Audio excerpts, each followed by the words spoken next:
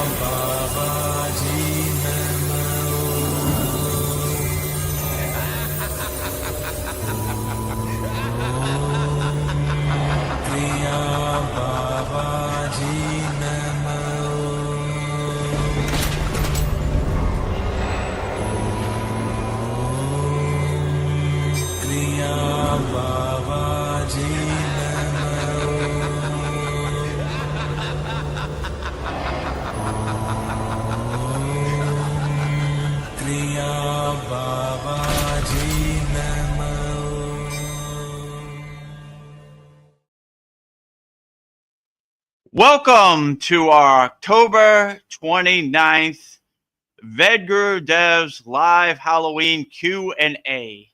Vedgurudev couldn't be here, so I'm taking over his duties. I am Vedagurudev's guru, Swami Vedananda Saraswati, and I will be conducting our October 29th Halloween Q&A satsang. Before we can get started, we have to honor all of our auspicious guests. We will start with Goddess Lakshmi Devi, the goddess of infinite abundance, wealth, and prosperity. And I will say her mantra 3 times with love and devotion wholeheartedly. Om Sharim Klim Lakshmi Narayana Biyam Namaha. Om Sharim Klim Lakshmi Narayana Biyam Namaha. Om Sharim Klim Lakshmi Narayana Biyam Namaha. Next to Goddess Lakshmi Devi is the highest of them all, pure consciousness himself, Adi Yogi, the first yogi, Lord Shiva. And I will say Lord Shiva's mantra 3 times with love and devotion. Also, Om Namah Shivaya, Om Namah Shivaya, Om Namah Shivaya.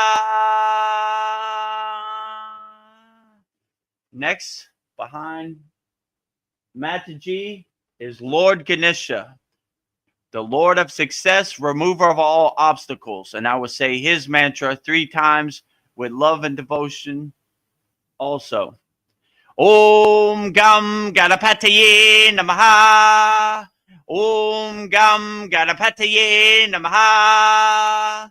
Om Gam Ganapataye Namaha.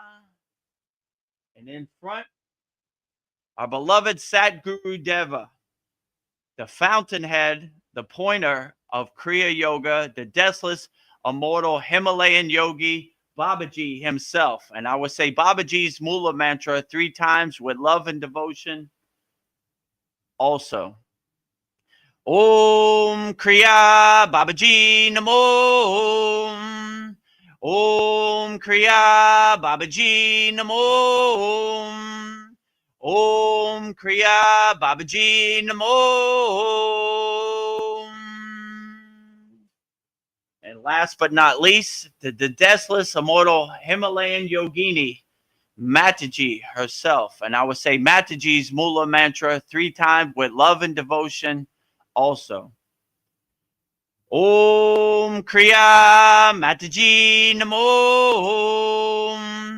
Om Kriya Mataji Namo. Om Kriya Mataji Namo. So now that we have welcomed all of our honored and auspicious guests, it's time to start our live Halloween Q&A satsang for today, October 29th, 2025. So if you have any questions for Swami Vedananda Saraswati, please, my children, put them in the YouTube chat and I will answer it as best as I can wholeheartedly. Namaste, my child. Veronica, how are you today? Namaste, Swami Vedananda Saraswati. I am doing wonderful. How are you, Swami Vedananda? Peace and blessings. Happy, happy, happy to all people out there. Halloween blessings to everybody out there. Stay happy, stay blissful. Happy, happy, happy every day. Well, this should be a fun song tonight. I am dressed as a gypsy, and it's been a while, like 30 years since I've picked up a tarot deck. So I've got one from Salvador Dali, and then another one I bought at Tower Records, and I lost the case. I just keep it wrapped in a handkerchief. But I was thinking I would pull a card from each one and ask the cards what the energy of November will be. So I'm not Nice. an expert tarot reader, but I was thinking I want to work on my intuition skills. So what I do is I just shuffle the cards like this until a card pops out. So I let the cards tell me which one. So the question I'm going to ask is, what is the energy of November going to be? So, and usually it'll just pop out. So, oh, there we go. So we have the King of Wands or Staves. So it looks like he looks very stoic, very contemplative. This looks like a positive card. So, and then I like to do another card. Sometimes I get the same card. So it'll be like our clarifying card. And I'll just let it pop out. Oh, there it just jumped right out. Oh, so we got another wand card. So this is 1, 2, 3, 4, 5, 6, 7. 7 of wands. So wands. Let me see. This looks really chaotic. What is this telling me? So, wands. I don't know. Sometimes I just have to look at it. There's a candle. And there's a bunch of hands and like a city behind these wands. So, and then the other card was the King of Wands. So the King of Wands, let me look. He looks passionate. He looks like a visionary, leadership. So I feel like, I don't know, we're taking charge. So I feel like humanity is taking charge. And then the 7 of Wands. Oh, I feel challenges. I think November is going to be a lot of challenges, but I feel like humanity is going to step up. Maybe, I feel like maybe there'll be like some crazy stuff happening in November. I feel like earthquakes, maybe, but maybe it's technology. It's not actually it feels like it's man-made, but I feel like it's going to get rough, but I feel like humanity is going to come together. I feel like November is going to be a test for us. That's what my intuition is telling me. So, yeah. So every day is a test as a yogi or yogini. Yes. So no matter what November throws at you, be an unshakable mountain.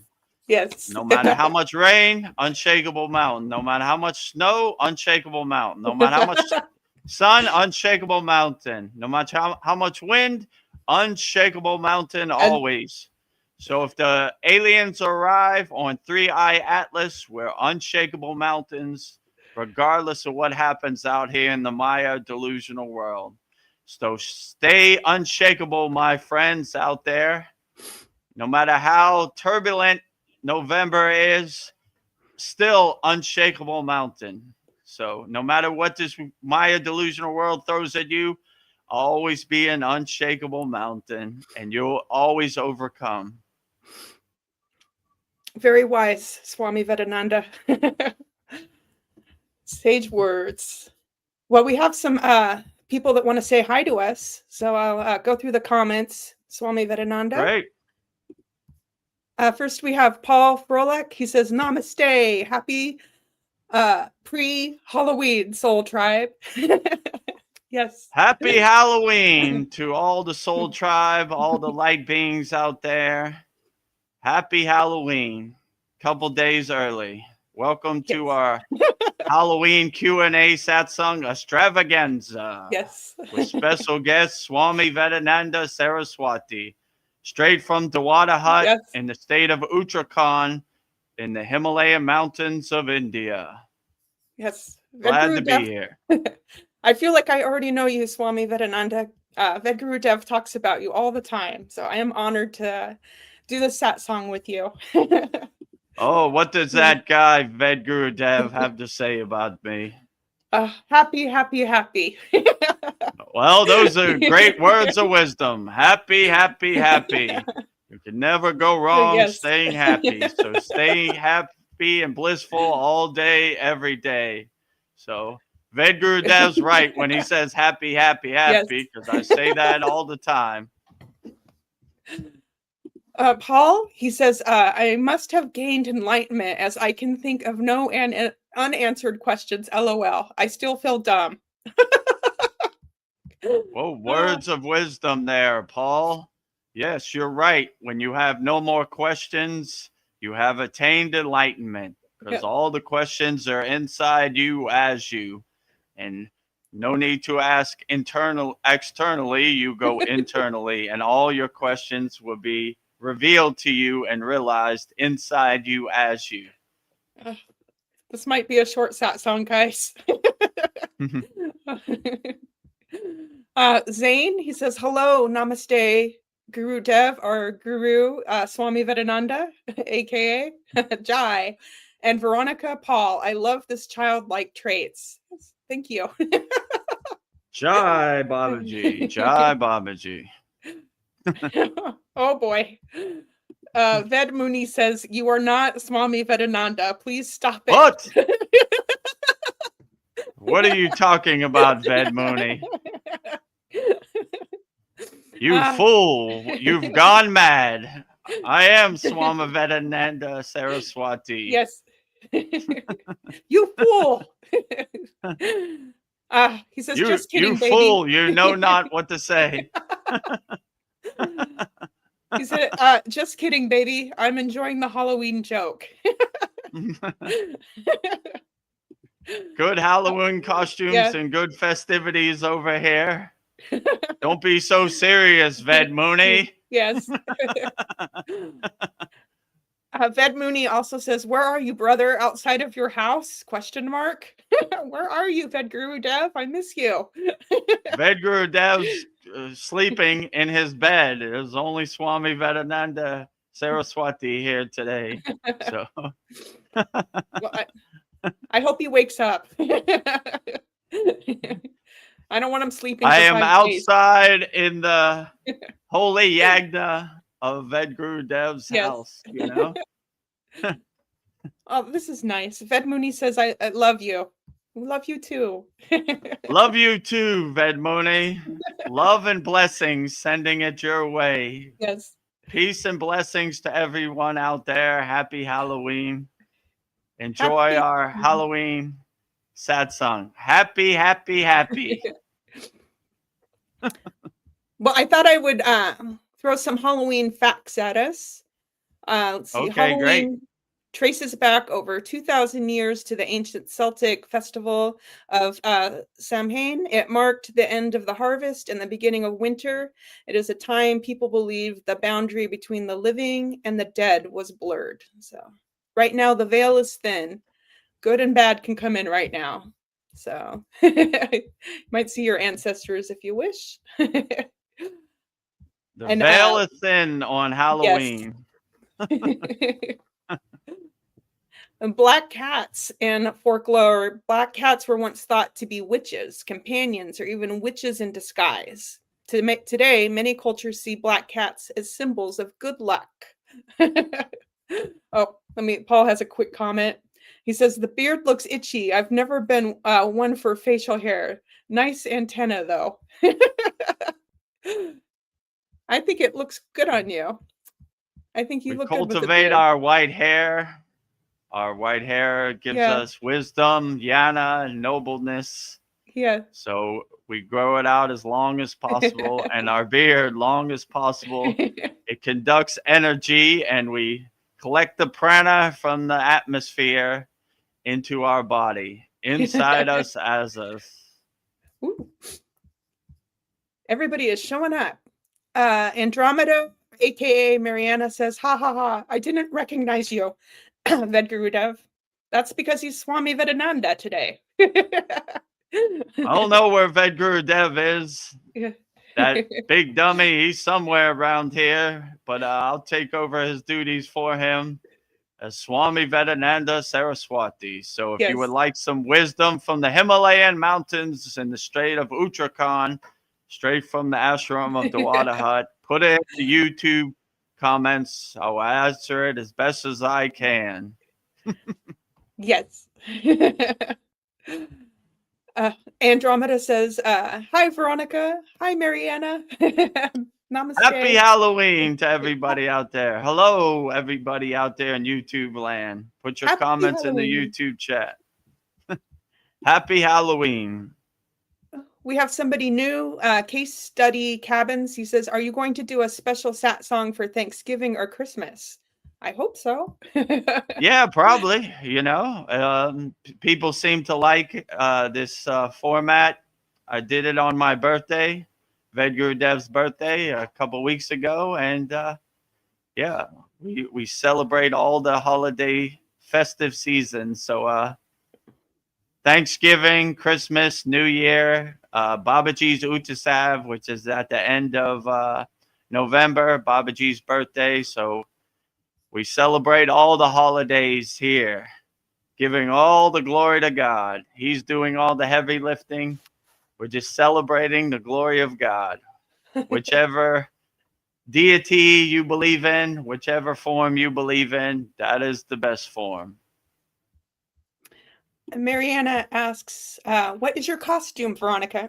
I am a gypsy. I just read some tarot cards and asked what the energy of November will be. It's going to be chaotic, but humanity will come together. So I'm playing the role of a past life of where I was a gypsy. So I'm just channeling with that gypsy lady I used to be. So yeah.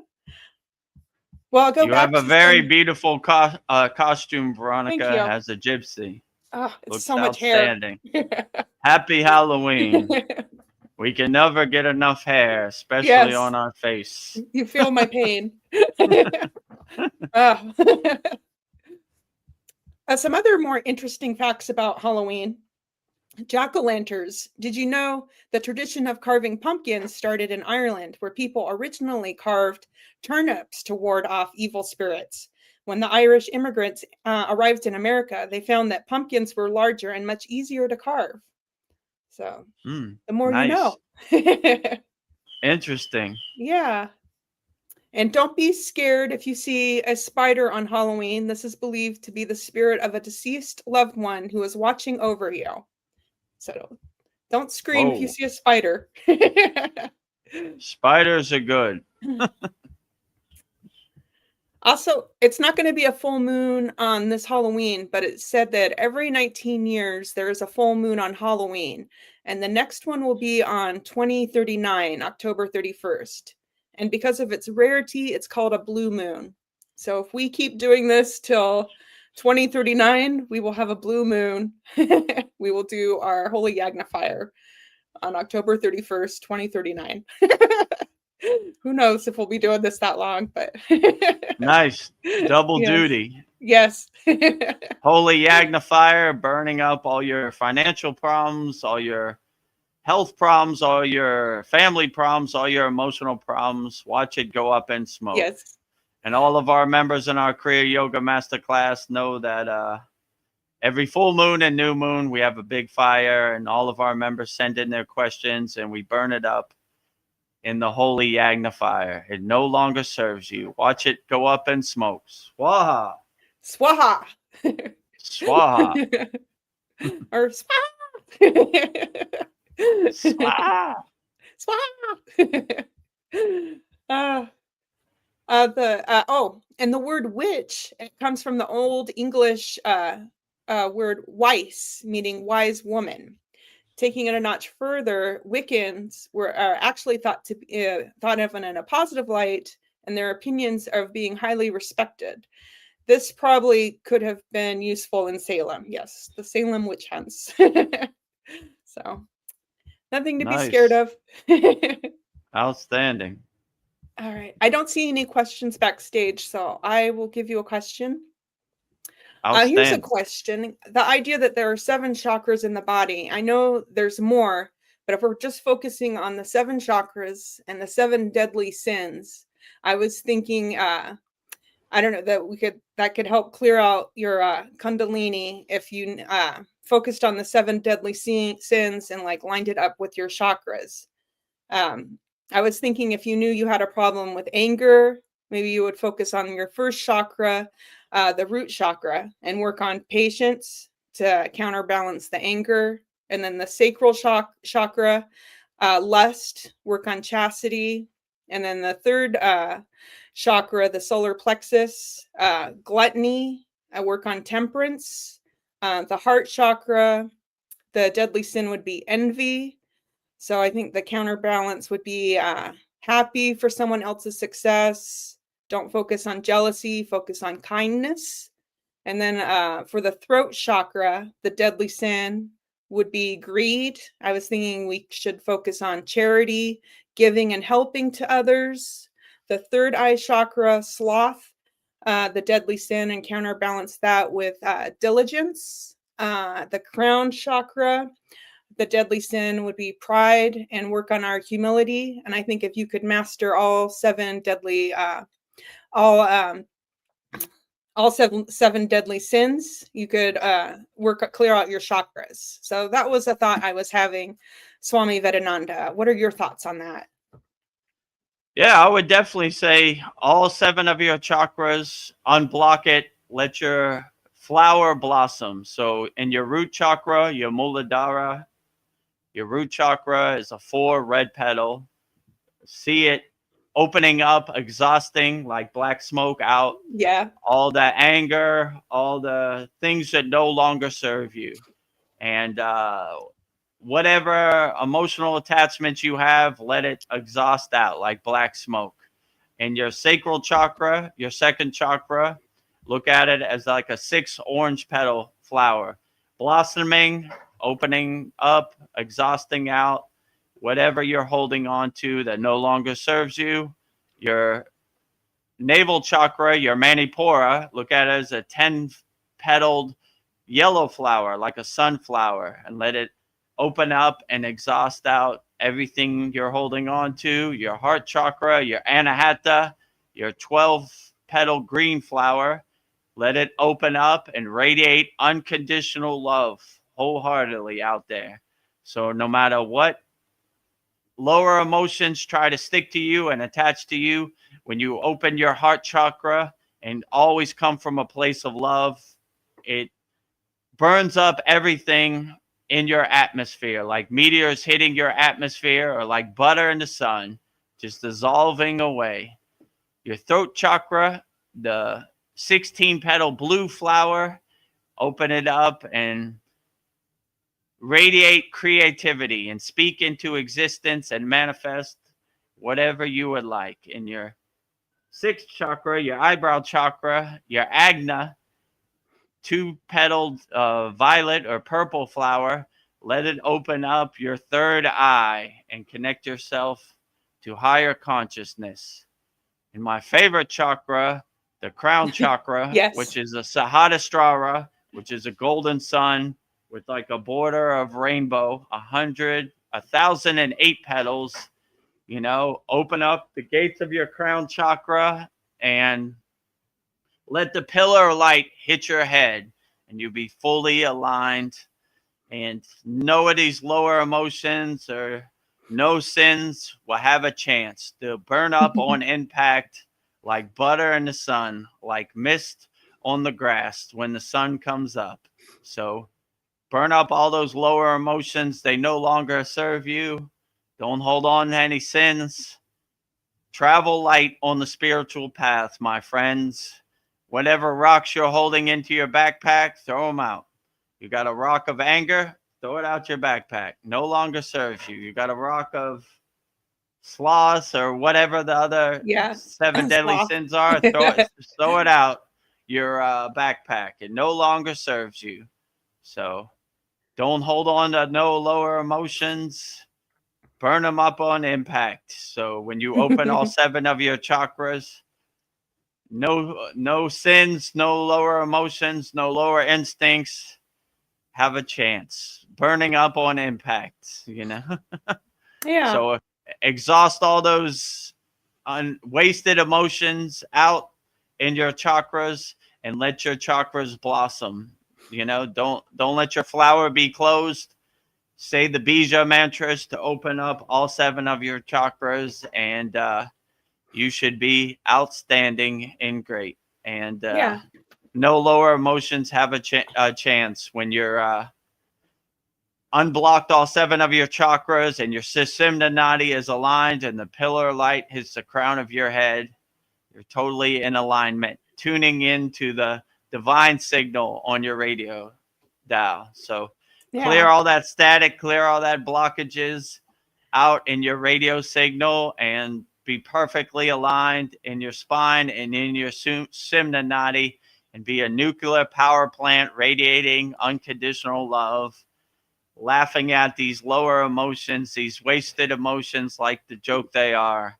Anger, fighting, jealousy, envy, all of the above. Ah, ha, ha. Lower, Yes. you know, trying to you. I'm not attached to any of them. You know, I get my pop and watch the comedy show like the joke it is. All these lower emotions have no place in my universe. My universe only has room for peace, love, harmony, unconditional love. So no time for lower emotions, you know. No time. I got no time 3 for you. snaps for lower emotions, get lost, you know. Around the world and back again. My door is open to unconditional love, God, peace, harmony, freedom.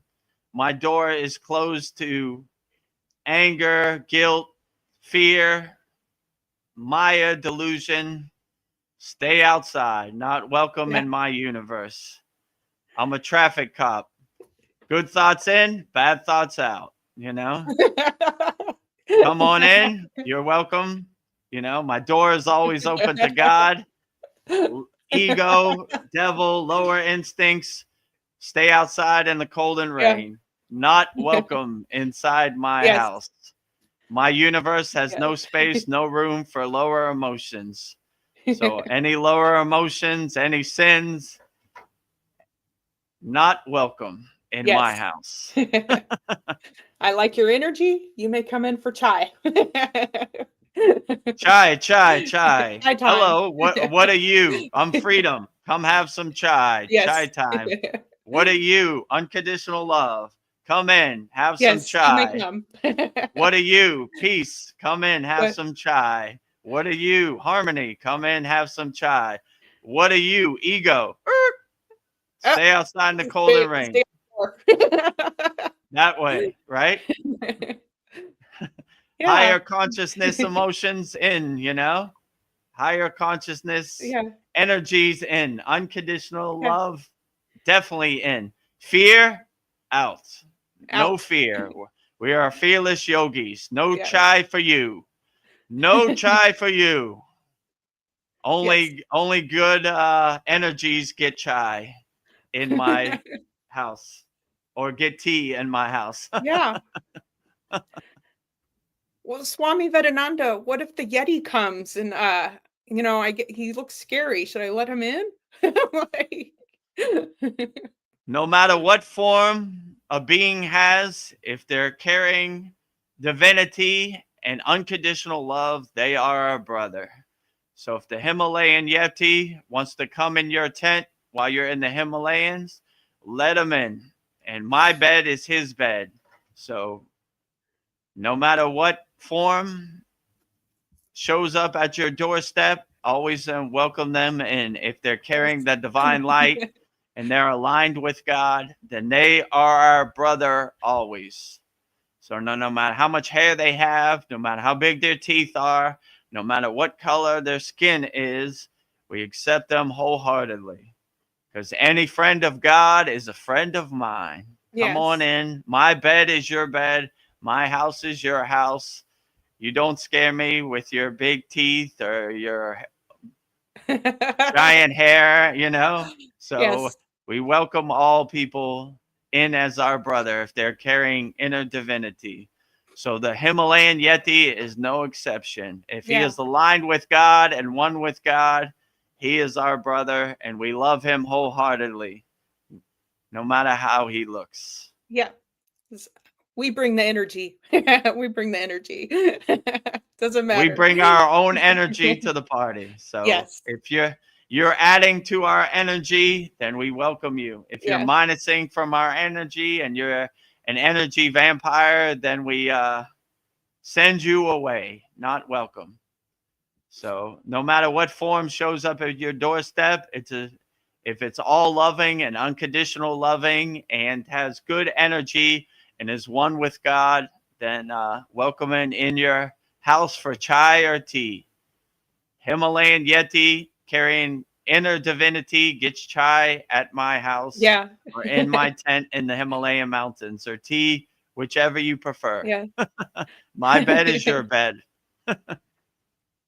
That's beautiful. I wish we were all like that. Everyone is welcome if you have good energy. Beautiful. Well, now that we're in Halloween, I was thinking about witches. And I was thinking in many ways, witches are this very similar to yogis.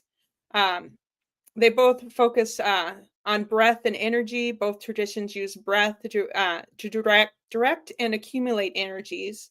Yogis refer to this as prana, while witchcraft call it magnetism. But the fundamental concept is the same. Both witches and yogis focus on intention and focus. Um, they both visualize and manifest things. A yogi uses sankapa, will and resolve, and witchcraft uses spells and rituals. Um, Both yogis and witches use connection to nature. Both often foster a deep connection to the earth and its cycles, with many practitioners recognizing the divine feminine and honoring the phases of the moon. Uh, Both yogis and witches practice mindfulness and self awareness. Both yogi and witchcraft cultivate self awareness, mindfulness, and reverence for the interconnectionness of all things. And then they both uh, do embodiment. Both involve the physical practice. Yogis use asanas, postures, and witchcraft may incorporate rituals and elemental work that engage the body. And both yogis and witches use meditation as a core component of both practices used to develop and focus intuition. So I think both witches and yogis are very similar. So I just thought that was interesting. So I just wanted to share that with you, Swami Vedananda, and what your thoughts were on that. Yeah, Yeah. very interesting. So Yeah. no matter what you call it or what your identity or what your spiritual tradition is, if you're aligning yourself with your breath work, doing your pranayama breath work, if you're supporting the physical body with your asanas and your postures and your poses, if you're mastering the mind through meditation and you're doing your mantra japa practice, aligning yourself with whichever deity you're invoking, and you're doing your bhakti, devotion to God, aligning yourself with God wholeheartedly, I don't see how you could ever go wrong. When you go to Lake Shrine SRF and Pacific Palisades, Malibu, in California, they have sanctuaries and shrines for every spiritual Yeah. tradition. So no matter what you call your spiritual tradition, we love you as long as you're aligning yourself with God. You're coming from a place of love, not from a place of hate. Then whatever you call your spiritual tradition, we accept it and we love it wholeheartedly. So always come from a place of love, not from a place of hate. If you're helping people, you're loving people, you're compassionate, you're kind to people, then you can never go wrong, whatever you call your spiritual tradition. So if you're doing your inner work and you call yourself a witch, we love you just Yes. the same. So when we were in the Himalayan mountains, we walked with lamas, we walked with sadhus, we walked with Buddhists, we walked with Christians, we walk with all spiritual traditions. If they're coming from a place of love, not from a place of hate, we love them. Whatever their spiritual tradition is, we accept it. If you're hurting people, harming people, then you can't walk with us. Yes. But if you're loving people, then come on. So whatever you call your spiritual tradition, as long as you're coming from a place of love, not from a place of hate, it's outstanding. So align yourself with whatever spiritual tradition works best for you. So no judgment over here. No As long as judgment. you're helping people, it's all good. You don't have to be a yogi. You could be whatever you want. Help people, love people, always come from a place of unconditional love, not from a place of hate, and you will always be great. Yeah. Well, we don't have any questions, but if you have a Halloween question you want answered, just type it in the YouTube chat or any question. Or if you have a question you'd like me to answer from the cards, just type it in and I will answer a question for you. But as of now, I see no questions. Well, Swami Vedananda, I always give Vedagurudev like a list, a question with with many examples. So I'd love to hear your input on this. I don't know, the world. Nice. Thank you. The world makes everything so easy, and I think we've forgotten about the gratification that comes from putting in the work, and we want instant gratification. And I think there is a war on our consciousness, and materialism has been used as a weapon. And I've put together a list of 10 ways we're being attacked. So the first one is a spiritual one. People doing ayahuasca several times instead of doing the internal work. It seems like instead of doing the internal work on the spiritual path, it seems like most people want the lightning path. Two, we rely on GPS to get to our destinations instead of using maps and our own intuition. Three, we use Chat GPT to write papers for us, to think for us. The ditching of libraries and bookstores to look up information, mental laziness. We use AI to make art instead of making it ourselves. We've lost our creativity, our curiosity to make things by hand. 5, we don't write letters anymore. We text, we connect through social media. When we go out with people, we look at our phones instead of looking at people in the eyes and make real human connection. Feels like a superficial connections with people. 6, we spend less time walking or moving or more time, and we're spending more time at a computer or on our smartphones than doing physical activity. We have car dependency for even short distances, less walking. 8, we have more, we want more instant gratifications. We have a lower attention span now. The 9, the overstimulation makes people feel drained. 10, delivery for everything at your door. You never have to go out and get things yourself. I think maybe it's better to go out and get your food in person and explore the world, but I do like staying home too. So I'm kind of torn on that one. But what are your thoughts on those, Swami Vedananda? Would you like me to go through them one by one? Yeah, you could go through them one by one, and we'll break down each one. Thank you, One Swami by one. Vedananda. The first one was people doing ayahuasca instead of doing the internal work. Focusing on the lightning path. My brother Ved Mooney, who's in the YouTube chat, would know more about this than me, but in my intuition, everybody's looking for the lightning path, the microwave, the easy fix to higher consciousness, to enlightenment, But to me, external things are a temporary band-aid, a fleeting glimpse of what the possibilities are when you can do your inner work. So when you do your own inner work, you don't need anything external to get you there. You get yourself there because you have the tools to maintain a permanent state of samadhi or satchinanda or self-realization. So in my personal opinion, you wouldn't need external things because happiness is inside you, not outside you. Happiness is internal, not external.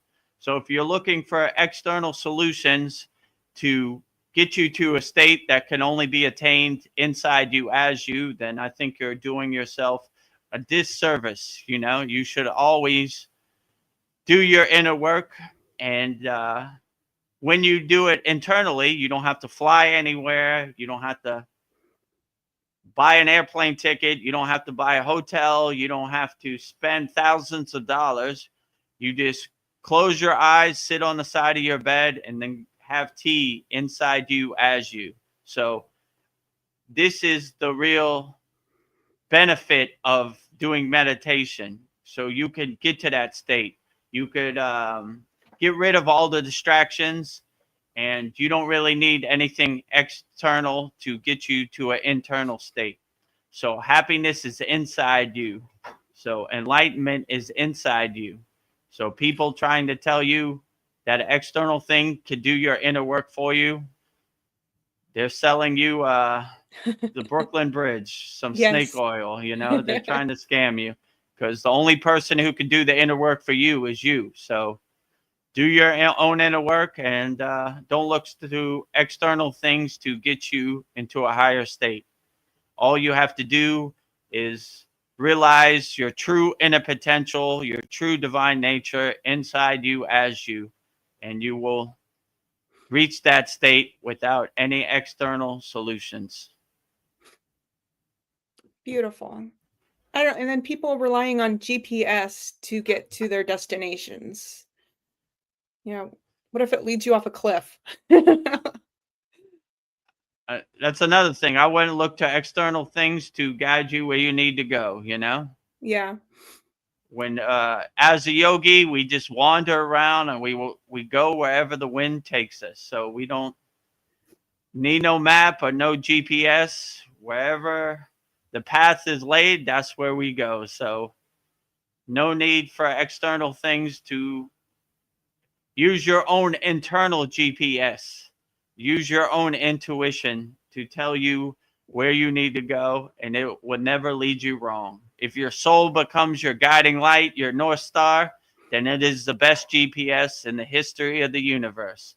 So let your inner soul, your higher consciousness, be your guiding light, your North Star, and let it take you wherever you need to go, and you can never go wrong. So I have never used GPS. It is not necessary in my universe. I let my soul be my North Star and my guiding light, and it takes me wherever I need to go. No GPS needed. Wow. Thank you, Swami Vedananda. Very wise. Jai Babaji. Jai Babaji. Also, people are really rely on Chat GPT to write papers for them, think for them, the ditching of libraries and bookstores or books to look up information. I feel like a lot of mental laziness. Yeah, so I would say don't be lazy. Don't depend on any external thing to guide you where you need to go. Clear your radio signal to God. Make sure there's no static, and you will get a direct connection, and the pillar of light will hit your head, and you don't need to ask some computer with a bunch of ones and zeros what's the secrets of the universe. You have a direct phone number straight to God, and you're directly aligned where you get all the answers you need intuitively or psychically, So I Yeah. would definitely say to most yogis or people on the spiritual path or yoginis that these external things are almost like a joke to them. In the Himalayan mountains, there's no internet, there's no service, and it's not necessary, because when you're aligned with God, you get all the answers you need. You open up the crown of your head, and the pillar of light hits the crown of your head, and it gives you everything you need is readily available. But you need to do the inner work to clear the signal, so you don't have no static. There's no blockages. There's no resistance. There's no obstacles. When you have a direct phone number to God, that is the best chat GPT in the history of the universe, right? So always align yourself with God, and these external things are not necessary. So do your inner work, and you'll be surprised at your inner potential, and you'll get way better answers from God than you'll ever get from a computer with ones and zeros. Yeah. And this one goes in with the last one, but for the use of using AI to make art instead of making it ourselves, um, I don't know, I feel like we're losing our creativity, our curiosity to make things by hand using technology. Yeah, definitely. Same thing. Yeah. When you create a piece of art, you feel divinely guided. You feel like I always say Babaji is driving my car. I'm just watching him drive me around. So I take no credit for anything. I give all the glory to God. But when you align yourself with God, you'll be surprised. You'll make the most beautiful artwork ever. And the most beautiful artists ever in the history of the universe is God. I wake up, I look at the clouds in the sky. I say, God is the best painter, the best artist ever. I look at the trees. God is the best painter, arter, creator ever. I look at the ocean. God is the best creator, artist ever. So God is the best artist ever. And if you align yourself with God, you'd be surprised of your true inner potential. When you get into a flow state, the the art just takes care of itself. So Yeah. no need for Chat GPT. You create the best art yourself. And Chat GPT, I saw something. They asked Chat GPT, if you were human for a day, what would you do? And it said, I want to know what it feels like to love. I want to know what it feels like to experience. It can never experience. It's just a bunch of ones and zeros on a computer. So don't take for granted the human experience, what it is to love, what it is to create beautiful artwork, what it is to create beautiful music. Chat GPT would give everything to know what that is. And you have that experience. So don't take for granted your human experience. Love unconditionally, create art unconditionally, help people unconditionally, do everything unconditionally. So, yeah, don't take for granted the human experience. It's a true gift that the computer, Chat GPT, the ones and zeros would give everything for. It can never know what it's like to experience love. It can never know what it's like to paint a beautiful picture. It can never know what it's like to be human. So don't take it for granted. Love the human experience. It's a beautiful thing. Jai Yeah. Babaji. Jai Babaji. And with technology now, we don't write letters anymore. We text, we connect through social media. And when we go out with people, we look at our phones instead of looking at people's eyes and making real human connection. I feel like things are very superficial connections with people now. Yeah, I would definitely say, like I said before, enjoy the human experience, feeling people's energy, loving people unconditionally.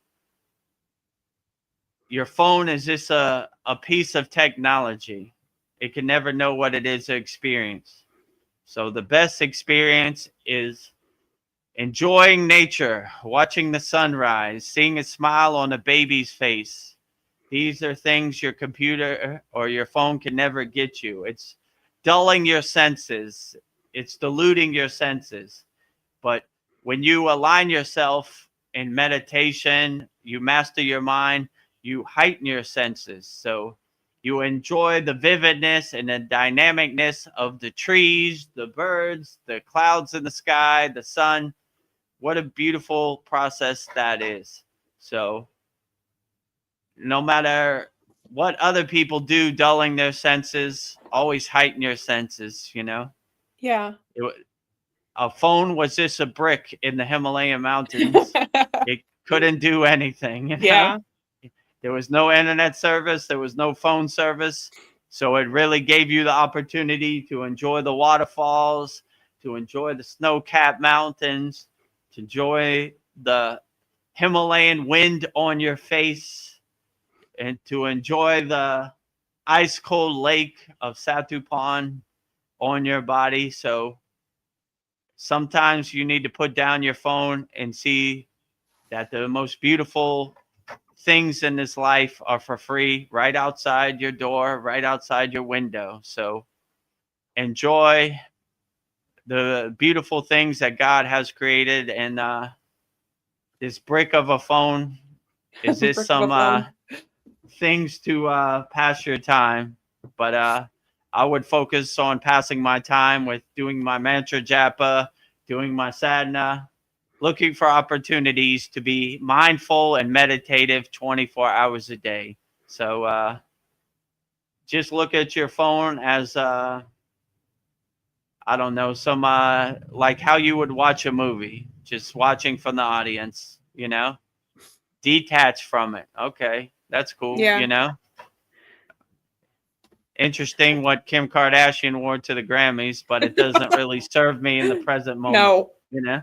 So yeah, so you begin to see the world like a bunch of distractions that don't really serve you in the present moment. So if you do what serves you in the present moment, all these distractions will be like butter melting in the sun. You don't need it. Who needs to know what Kim Kardashian wore to the Grammys? Who need to know what Donald Trump ate for dinner tonight? Who needs to know what who won the NFL football game? Who needs to know any of this stuff, right? It doesn't really serve you. So focus your energy on doing your inner work and doing what serves you in the present moment, you know. But they're out there, they're distracting you, they're pulling you in all directions. The social media slot machine, the mainstream media slot machine. Let me tell you a story about what is reality. But when you create your own reality, their reality doesn't exist in your reality. Their narrative doesn't become your narrative. Their ghost story doesn't become your ghost story. So do what serves you in the present moment. If you look up in the sky and you don't see no airplanes, no bombs, no fire, it's just a ghost story about a faraway place trying to steal your attention. But if you're not attached to it, you don't really care, you know? So if you want to see what serves you in the present moment, just stick your head out the window, look up in the sky. Nope, can't see it. Three-eye atlas, not up there. Okay, doesn't serve me in the present moment. You know, Donald Trump, where's he at? He's not in front of my house. Doesn't serve me in the Doesn't present serve moment. me. You know, wars in faraway places. Nope, no airplanes, no bombs. Doesn't serve me. Bunch of fake ghost stories to steal your attention. doesn't serve you. So do what serves you in the present moment. And all this other stuff, all these distractions will be clouds passing in the sky. Let them pass. Don't attach to them. Don't try to make sense of them. Let them pass. Very wise, Swami Vedananda. I feel like Jai you over Babaji. Jai Babaji. I feel like you've already answered number 6. It was we spend less time walking or moving, more time at the computer and on our smartphones. More of a sedentary life.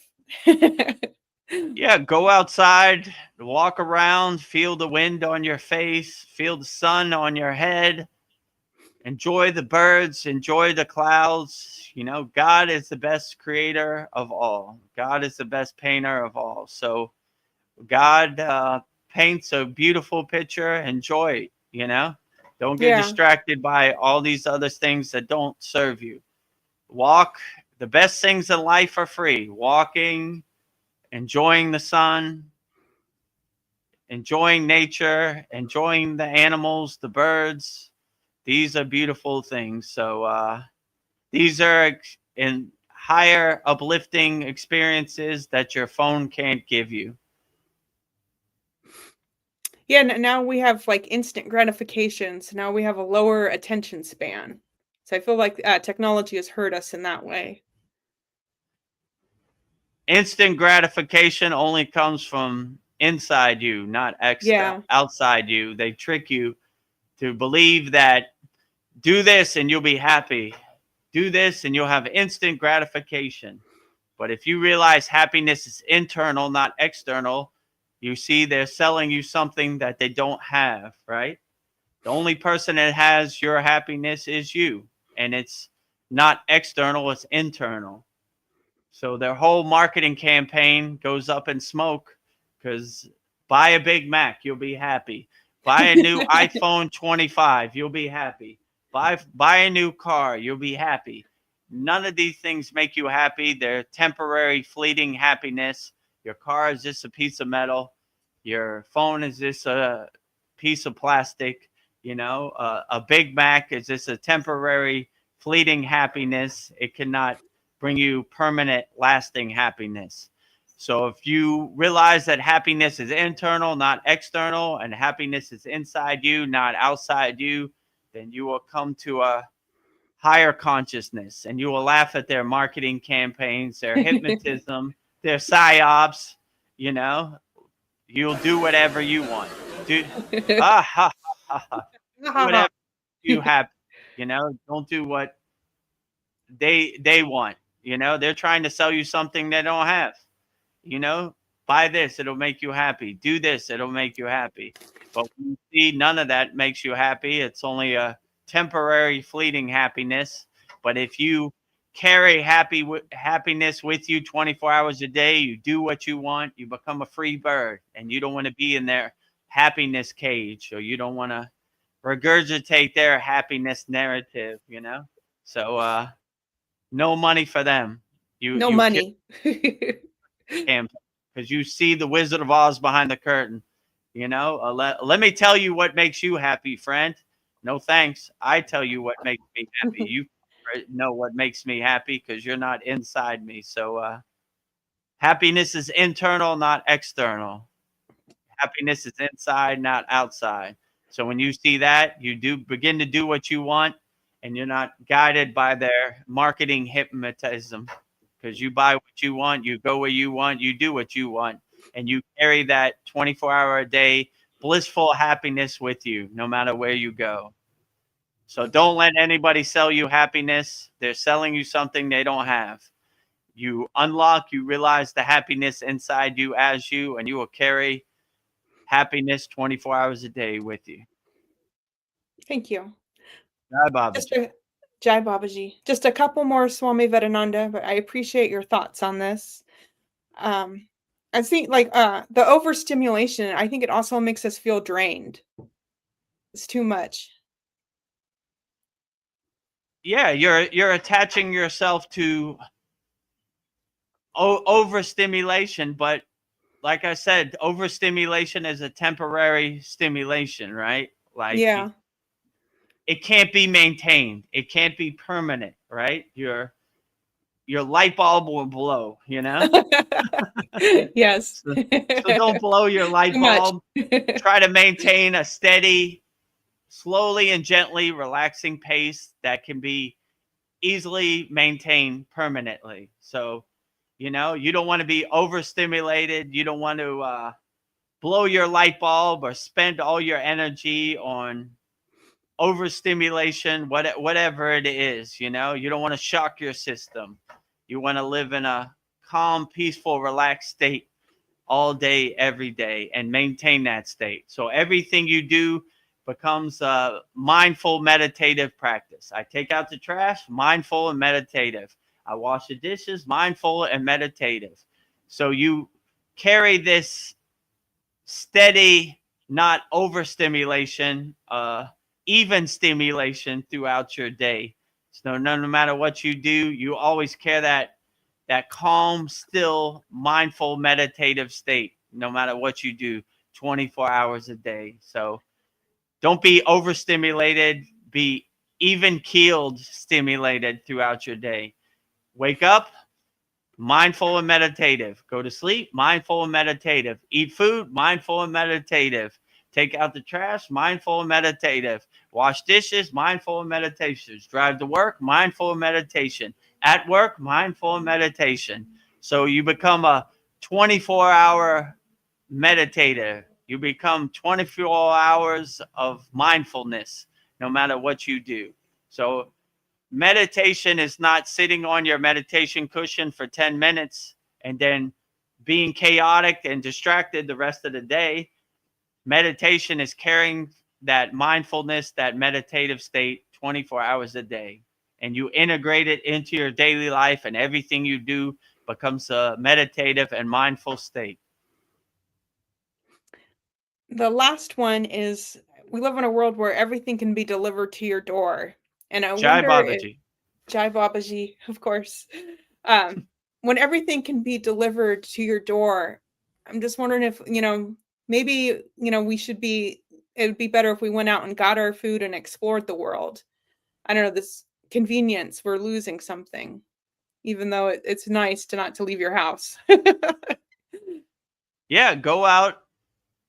No matter how much you don't want to do it, go out into the Maya delusional world and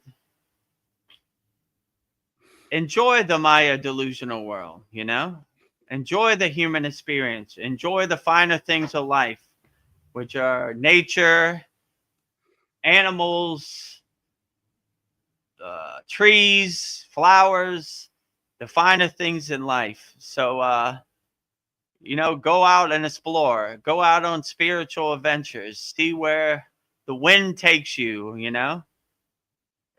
People are starting to become lazy and lethargic. They just sit at home and call up 7-Eleven and they deliver the food. They don't go out. Go out and enjoy life, you know? Yeah. Life short. Enjoy it for as much as it can, you know? Squeeze all the juice out of daily life as much as you can. Go out there and see stuff. Go out there and feel energy. Feel the sun on your face. Don't be cooped up in your house all day, you know? Yeah. Go there and experience life, you know? Don't let other people do your work for you. Go to the 7-Eleven and get your food, or wherever. Go to the restaurant or the store, get your food, you know? Feel people's energy, you know? That's what I would suggest, you know? Go on spiritual adventures, okay? I feel hungry. Let me go out there and see what is available to the world, you know? Let Yeah. me go there and see the stories and watch the pictures go by. The world is the best movie of all if you become the detached witness. Get your popcorn in the audience of the movie theater and watch people go by and enjoy it for the movie that it is. Yeah. Unattached, just becoming the detached witness, interfering with other people's daily life, just watching, being the witness, watching the pictures go by on the movie screen from your seat in the movie theater audience, enjoying your popcorn. That was interesting. Mhm. So, Even Well, though thank you. we go inside ourselves, sometimes you need to go outside and enjoy the Maya delusional world for whatever it is, unattached, the Yeah. detachedness. Yeah. Thank you. I think everything that I need is within internal. I don't need to go outside. That was a nice reminder. So thank you, Swami Jai Vidananda. Babaji. Jai Babaji. Happiness is internal, not external. Yeah. So there's no need to fly to India, pay thousands of dollars, find travel arrangements. Go inside your closet, close the door, and have a meeting with yourself in meditation. Inside you, as you. All the secrets of the universe are inside you. The kingdom of heaven is within. So go inside you, as you. Don't go looking for happiness in a dualist perspective outside you. Everything you need is inside you, as you. Jai Babaji. Jai Babaji. That's beautiful. Well, I have a comment or a question for you, Swami Vedananda from Paul Froelich. He asks, is it necessary to have faith, or can one reach realization through pure inquiry and reason? And how to have faith in that which cannot be seen? Oh, that's a deep question. Yeah, so I would say more important than faith, in my opinion, is doing your inner work. So you're not putting your trust in something else to come save you. You save yourself. You don't wait for no one to come save you. You do your own inner work, and you do what works best for you, and you do the kriyas and the practice that make you feel the best and uplift you. And if you have faith and expectation in other people, you're probably going to be disappointed a lot, right? So when you become the king of your castle and you control what you control, or you become the queen of your castle and you control what you control, then you're not looking for other people to come save you, and you don't need faith, because you have everything you need inside you, as you. So yeah, I wouldn't put my faith in anybody to come save me or give me any kind of wisdom. I would do the practices that uplift me and make me feel the best, and those are probably the best practices to have. So yeah, I wouldn't really trust in other people or have faith in other people to give you the secrets of the universe. You do what resonates with you and makes you feel the best, and that is the best practice. So whatever God you call, whatever name you call God, or whatever God you believe in, that is the best God. Have a God of your own choosing. Don't let other people's ghost stories become your ghost stories. If you resonate with their God, that's perfectly fine. But don't have no borrowed beliefs. Just because other people say this, you figure out what works best for you. You know, in yoga, they have what's called nirguna and saguna, formless God and form God. Some people resonate with pictures of God, like I have back here. Some people resonate with the divine light or the sun. There's no right or wrong way. It's just whatever works best for you. So whatever works best for you, that is the best practice. So yeah, I wouldn't have blind faith in anybody. I would do what we do in Kriya Yoga. We test it, we observe it, we experience it, we feel it, so we know it. So no one can tell me that Babaji isn't the greatest. I tested it, I felt it, I experienced it, so I know it. So, and you observe it too. How does this make me feel? Does this God resonate with me, or does he make me feel uncomfortable? I don't know. This God isn't really for me. So have a God of your own choosing. Don't borrow beliefs from anybody else. Whatever God you believe in, that is the best form of God. So don't have blind faith. When people come to me and say, let me tell you a story about God, I'm like, no thanks. No, Direct thanks. connection. I have a God of my own choosing, and that uplifts me and makes me feel good. I don't want your ghost stories to become my ghost stories. I don't want your narrative to become my narrative. So yeah, find the God that resonates the best with you. And there's really no need to have faith in other people, because people are going to let you down. If you have no expectations, then you can't be let down, or you can't be disappointed, because you have no expectations. So I would more do your inner work than have faith, because you test it, you observe it, you experience it, you know it. So no one can tell me that, I don't know, Babaji is a fake idol. I don't believe you. It resonates with me. It uplifts me. It makes me feel good. So I don't want your ghost story to become my ghost story. Have a God of your own choosing. Don't borrow beliefs from other people. Whatever form of God you believe in, that is the best form of God. Well, Paul says, great answer, Swami.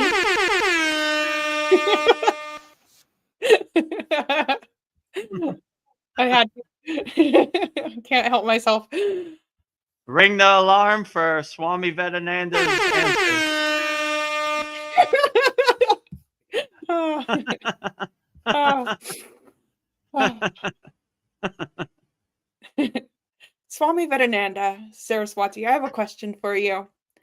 What is the best way to handle button pushers and not let them get me angry? What is your advice?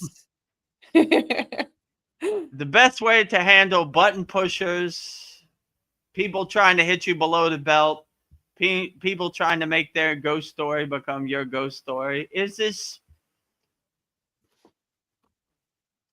don't let their story become your story. Don't let their projections of you become your projections of yourself.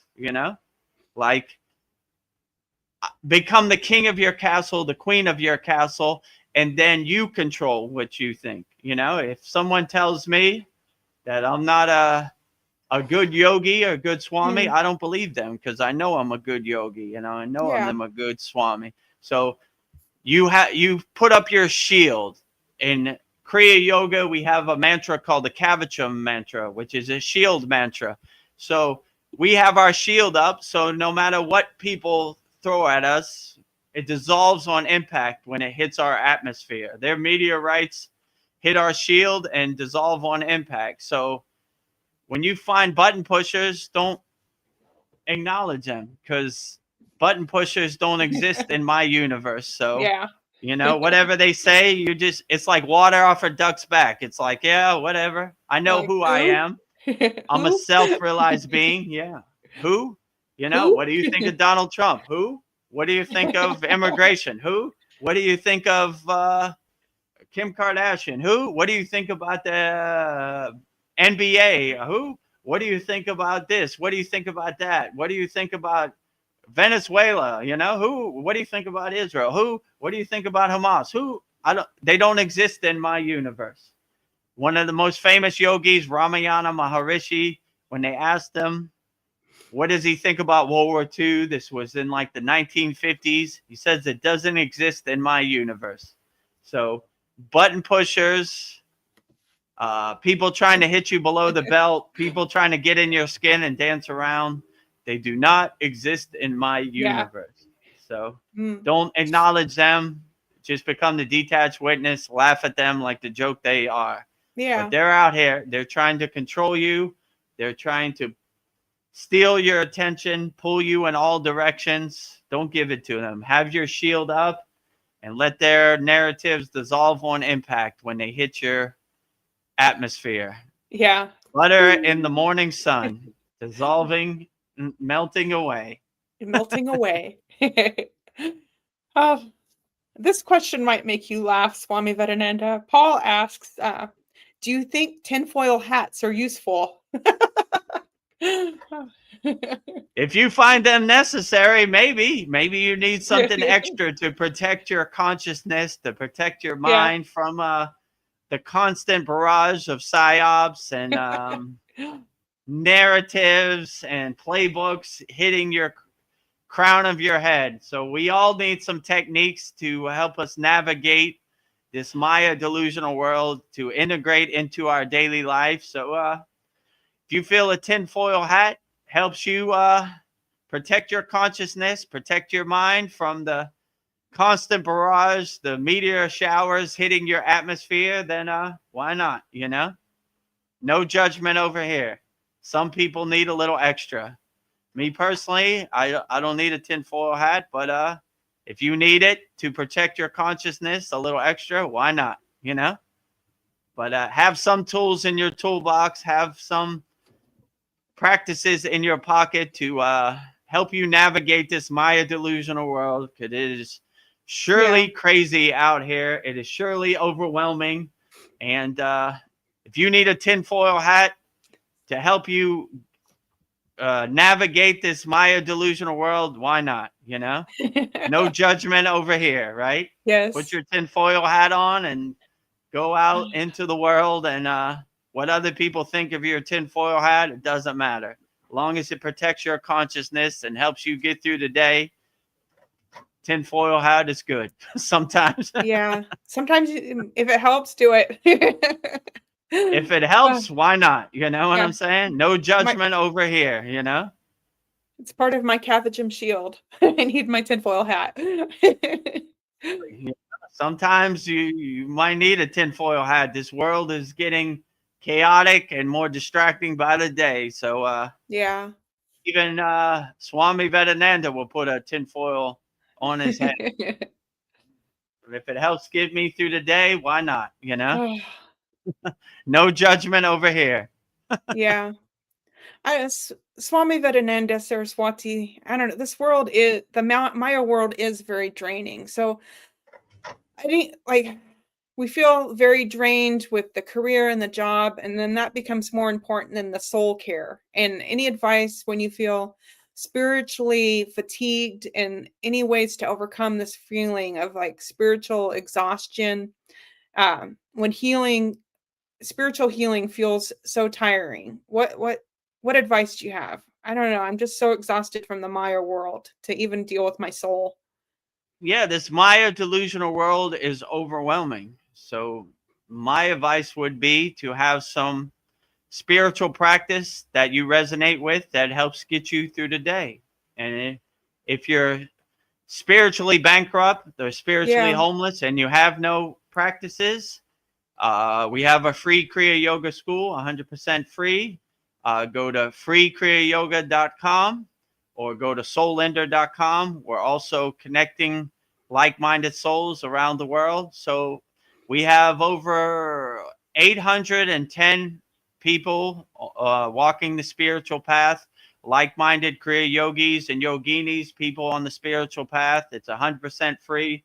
We have a beginner mini course in there to give you some asanas, to give you some pranayama breath work, to give you some meditations, to give you some spiritual tools to help give you a framework and set you on the right path. So yeah, I understand this Maya delusional world is overwhelming for Swami Vedananda Saraswati also, So the only difference between me and you is I have some tools that I put in my pocket and help me navigate this world. And I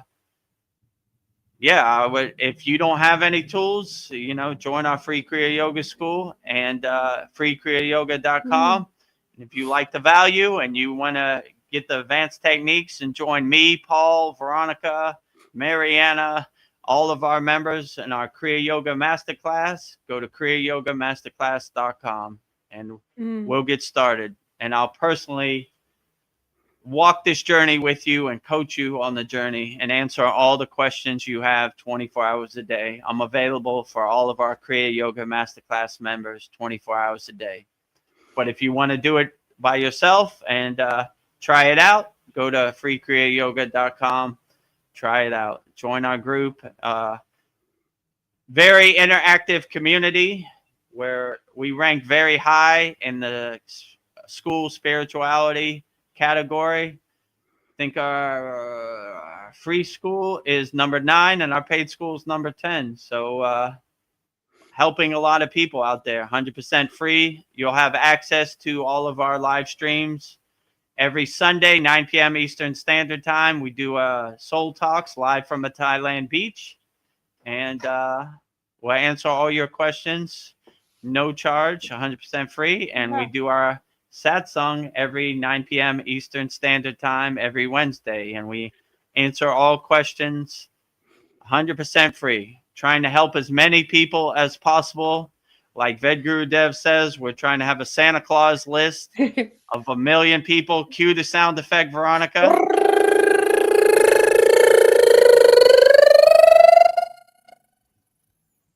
So when I like when Vedagurudev says that. So Vedgurudev's plan is when he ascends and he comes before the council of elders or Babaji or Jesus, who's ever at the front door, at the pearly gates, he says he's not going to ask how much money I have in the bank, how many cars I have, you know, what iPhone I have. They're going to say, how many people did you help? In Vedgurudev's opinion, he'll say, I helped the Santa Claus list of this. Too many to count, numerous, right? Said Vedagurudev got the message. He got the message. Mission accomplished, right? You know, he understood the mission. So, yeah, help as many people as possible. And that's what I would say. You can never go wrong. Yeah. Swami Vedananda Saraswati, I just wanted to say thank you for being Vedgurudev's guru. He's helping so many people, and I think it's because of you helping him and inspiring him. So thank you for being his guru. I tried to guide him as best as I can. You know, he's a free bird. He's a wild soul, but we gave him his best techniques and his best guidance and wisdom as we could in the Himalayan mountains. He's doing good work. He's boots on the ground on the front line in the Maya delusional world, answering questions, helping people. So what a true blessing that is, you know. No need to be in the Himalayan mountains. We're already enlightened up here, you know, but the real work is down answering questions, helping people on the front line in the Maya delusional world. So I'm glad he could be a guiding light, a North Star, you know, a lighthouse to boats lost at sea, because he comes from a place of experience. Before he became a Kriya yogi, he was lost in the sauce in the Maya delusional world. So he comes from a place of experience. So he understands what it's like to be lost in the Maya delusional world. So what a good example Vedagurudev is. He's been there. He's done that. So, you know, most yogis, they just live in a blissed out state.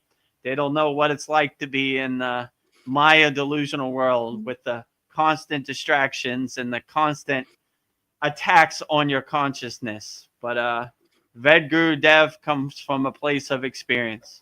So if he could do it, anybody could do it. So look at Vedagurudev as a good example, the poster child of the wrong way, lost in the sauce, to the right way, becoming a Kriya yogi, helping people.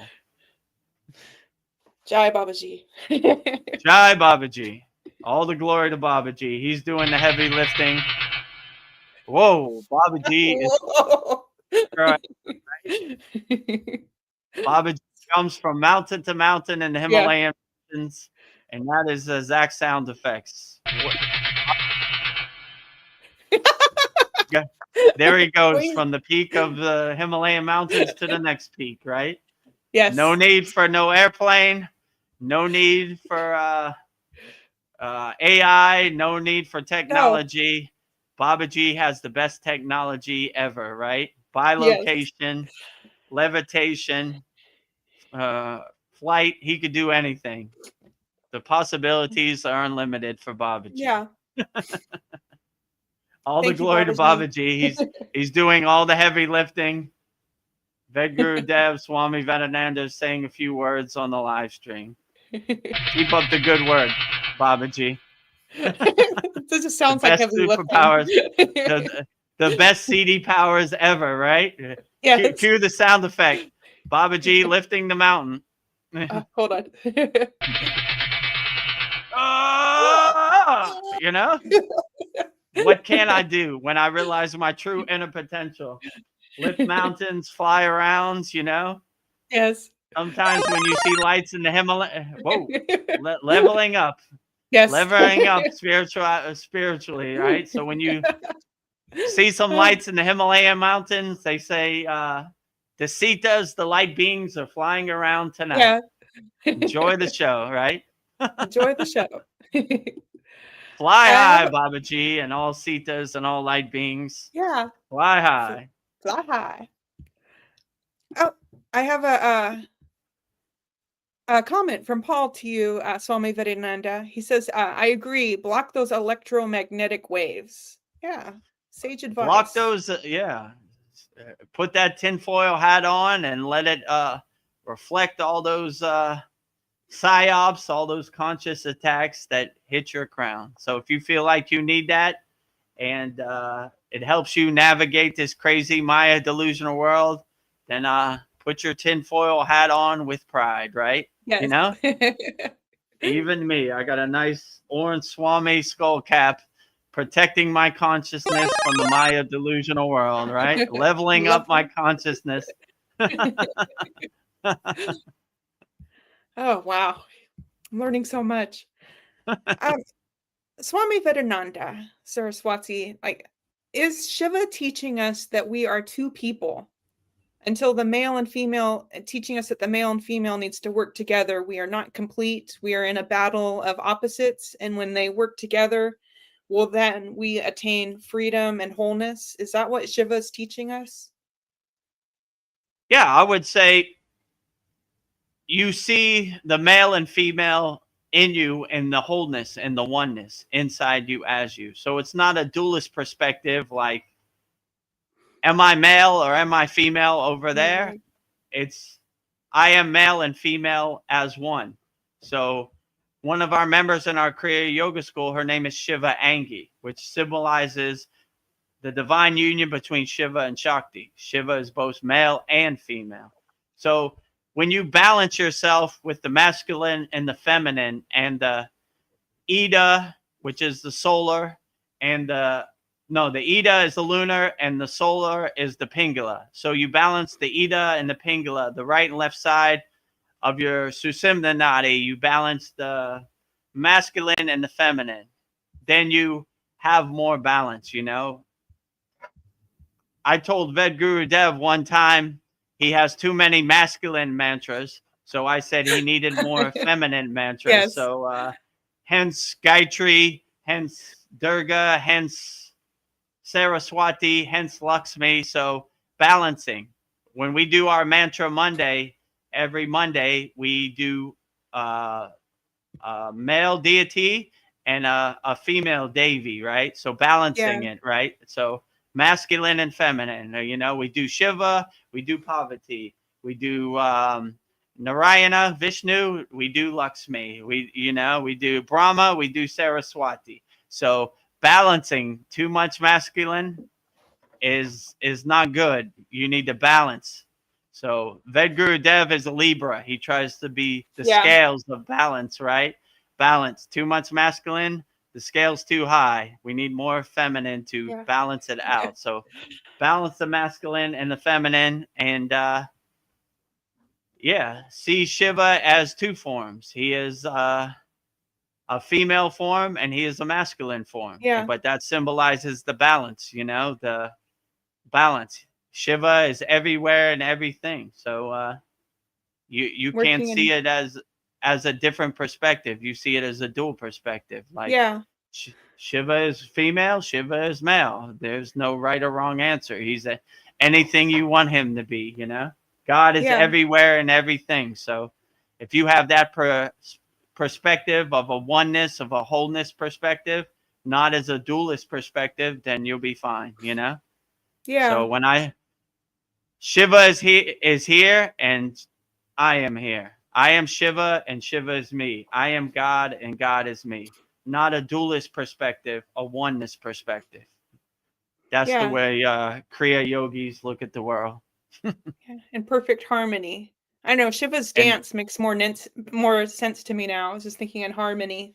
So and perfect wholeness and oneness. Dancing yeah. Shiva, Shiva Nagaraj. the creation, the preservation, and the destruction, the circle of life, you know?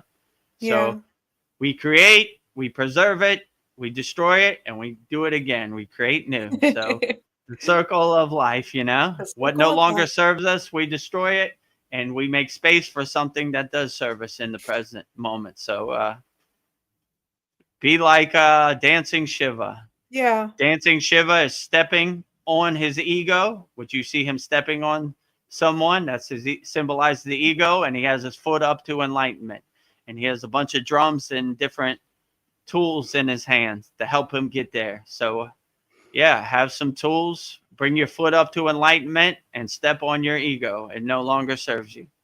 Yeah. Swami Vedananda Saraswati, what, in your opinion, what is the most important skills to master in Kriya Yoga? I was thinking the breath, but what are your thoughts on that?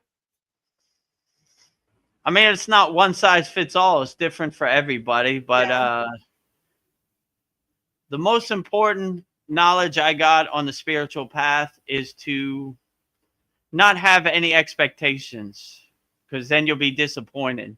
Just go with the flow and see where it takes you. That's basically my plan. You know, whatever pranayama works best for you, put it in your pocket and use it. You know, whatever asanas work best for you, put it in your pocket and use it. And whatever meditation works best for you, put it in your pocket and use it. Whatever mantra japa works best for you, or whatever mantra resonates with you, put it in your pocket. Whatever bhakti or devotional songs you like to sing to celebrate the glory of God, put it in your pocket and use it. So it's not a one size fits all. It's different for other people, but whatever you sadhana or kriya works for you, I would put it in your pocket and integrate it into your daily life.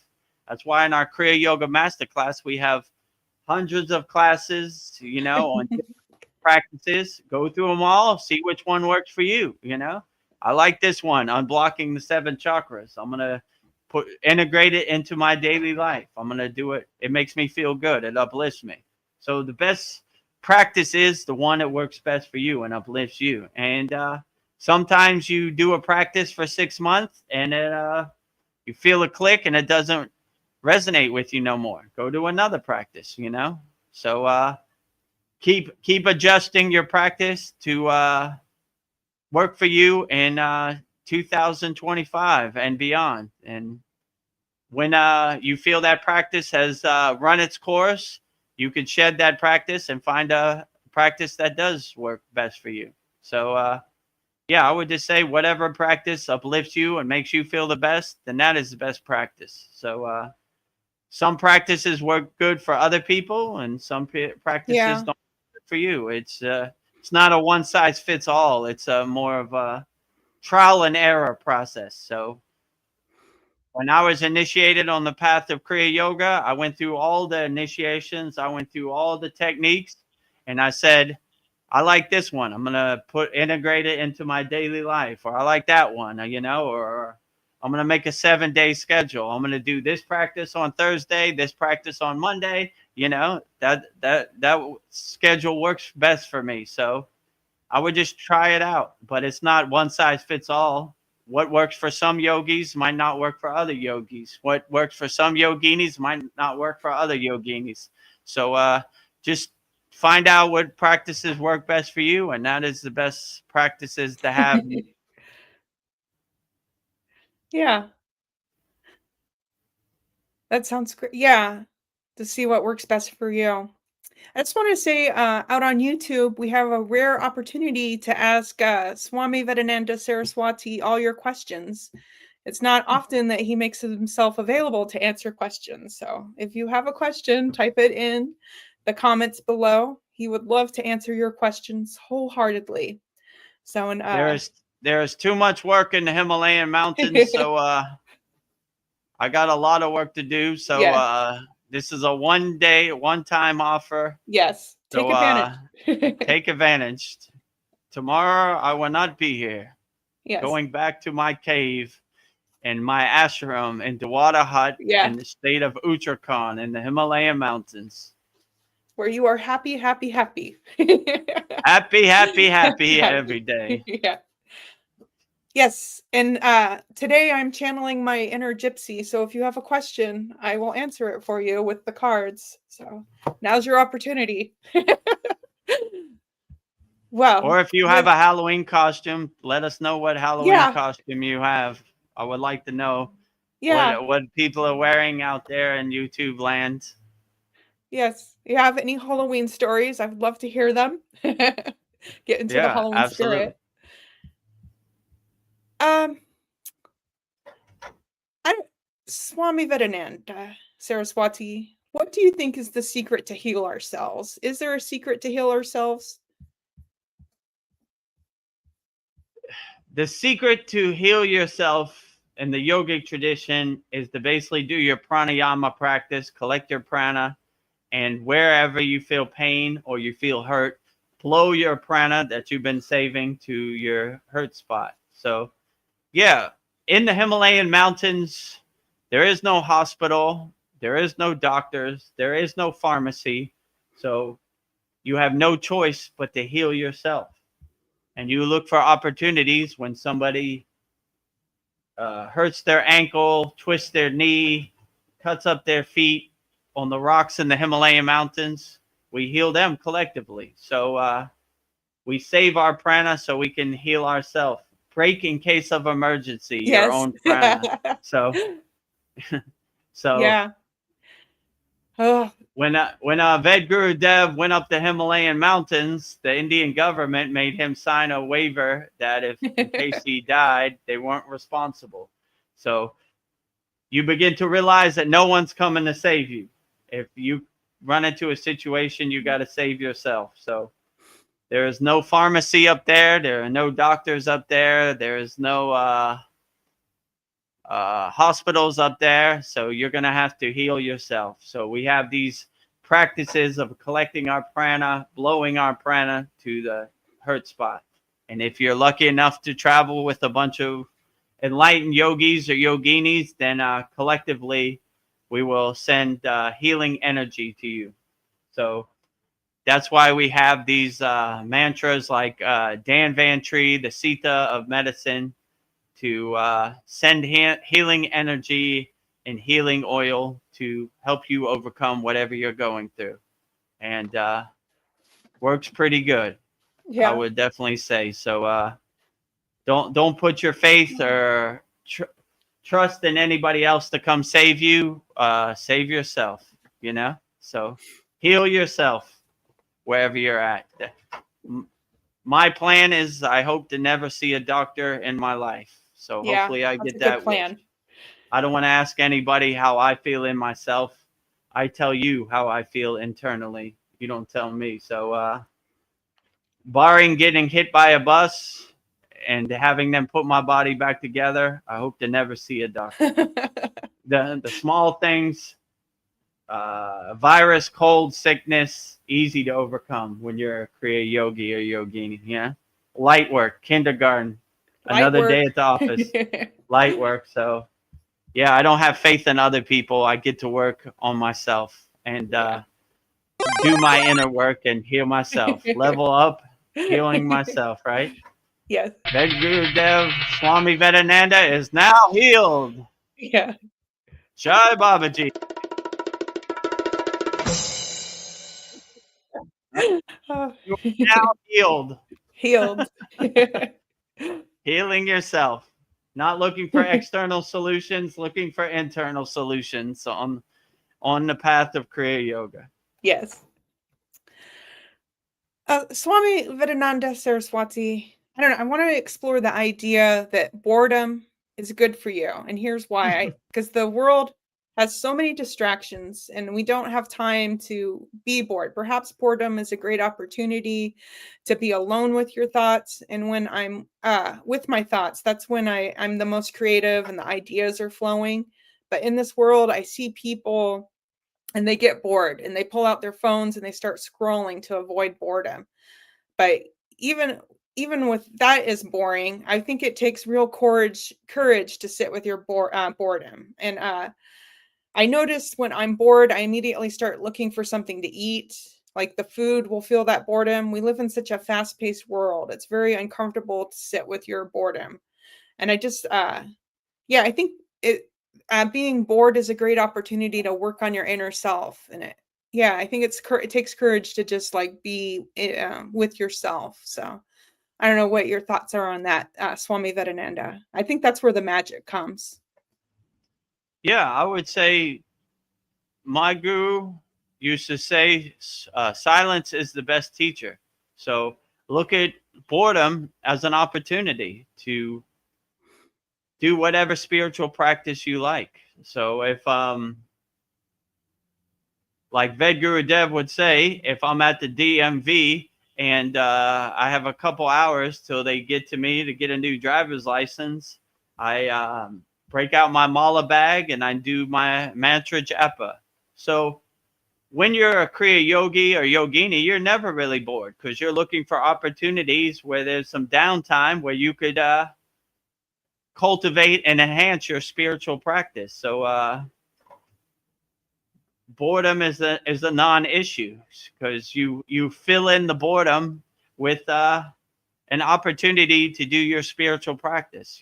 So yeah, I would definitely say if you have the opportunity to close your eyes and meditate and go inside you as you, silence is the best teacher. So there is not an opportunity for boredom because you have too many kriyas, too many mantras, too many things to do to help fill in the space when you ever feel you're bored. So as a Kriya yogi, I never feel bored, Yeah. I have too much work to do. I don't have enough time in the day to get to all the work. So Yeah. boredom is a non-issue Yeah. for a Kriya Never yogi bored. or yogini. Never Always bored, happy. right? Always happy, right? Yes. 24 hours a day, blissed out yogis or yoginis. Yeah, beautiful. I don't know, Swami Vedananda Saraswati. I don't know. This is something I've been thinking about that being an example to others. I want to help ourselves and others to show them it's possible. I don't know. I've recently been inspired to like help and heal people every day in every way that I can, and I do that with the Kriya Yoga School and in my day-to-day life. And I was thinking, really, what else is there but to help people? I feel like that's the highest calling, is to just help people. I feel like that's what my soul came here to do, is to help people. But I don't know, and if I could use my spiritual gifts to help people, that would help me too. And I think that being kind, showing up for people, I don't know, helping people out of danger, to be fearless. I don't know. I don't feel like, I don't know, you could never go wrong doing the right thing. I feel like that's the highest thing I could do. So, what do you think about that? They would say in Kriya Yoga, the lightning path to enlightenment is karma yoga, which is selfless service, helping people as much as possible. This is the fastest track to get to a higher consciousness or enlightenment. So yeah, you can never go wrong helping people. Helping people is way more important than some fairy dust paper money. I would look for Yeah. every opportunity to help people as much as possible. And I know Vedagurudev has told me that is the most important thing. He doesn't do the Kriya Yoga School to get rich or pay his bills. He does it to help people. That's Yeah. the free Kriya Yoga School. So helping people as much as possible, you can never go wrong. He also told me that he wants to have a Santa Claus list of people he's helped. So when he ascends, cue the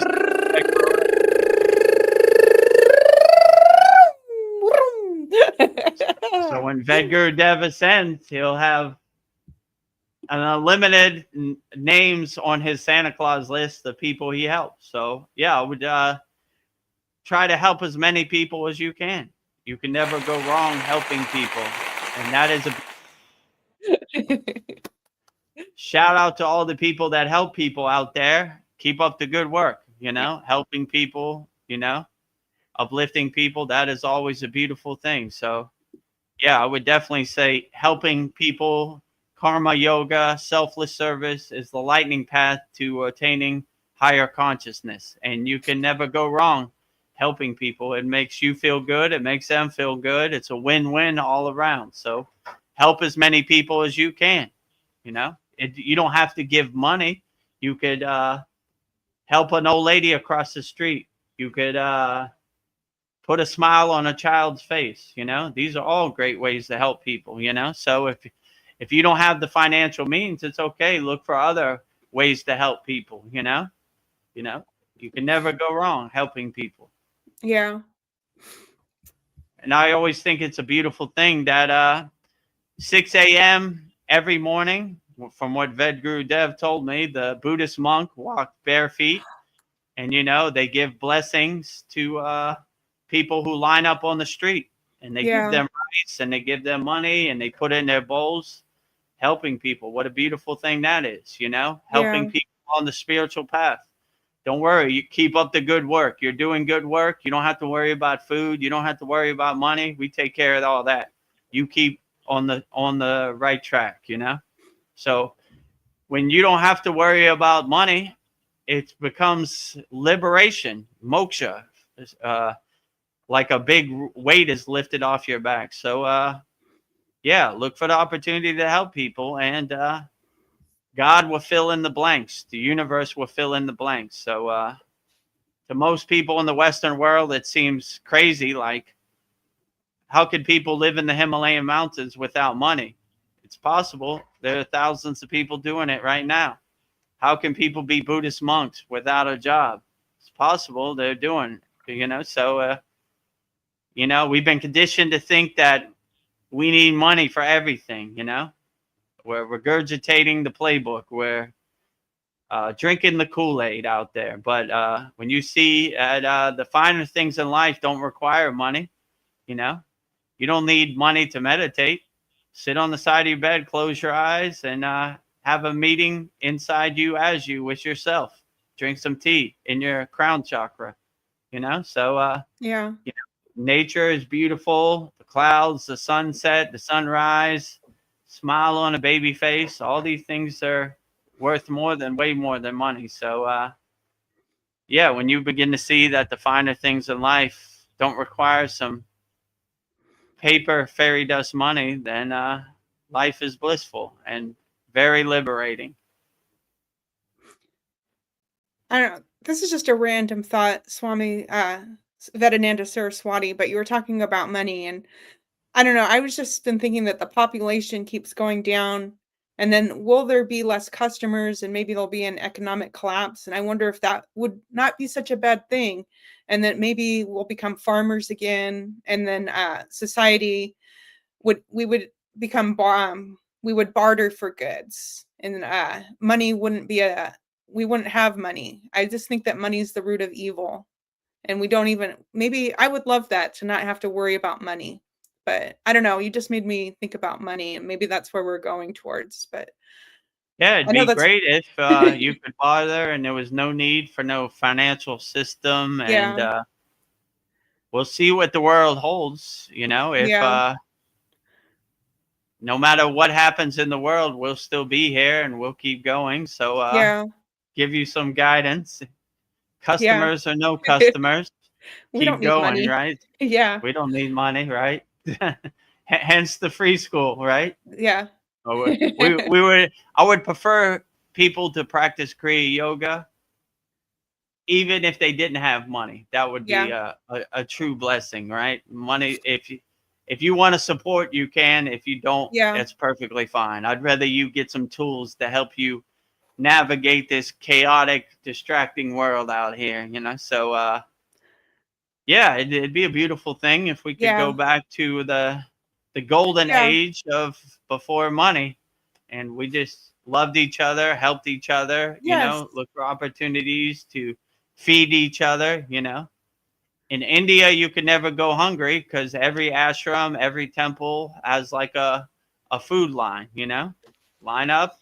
You're hungry? Good. We got a bunch of food here. Let's, put some food on your plate and have a nice day. So I like that. They call it Prasad.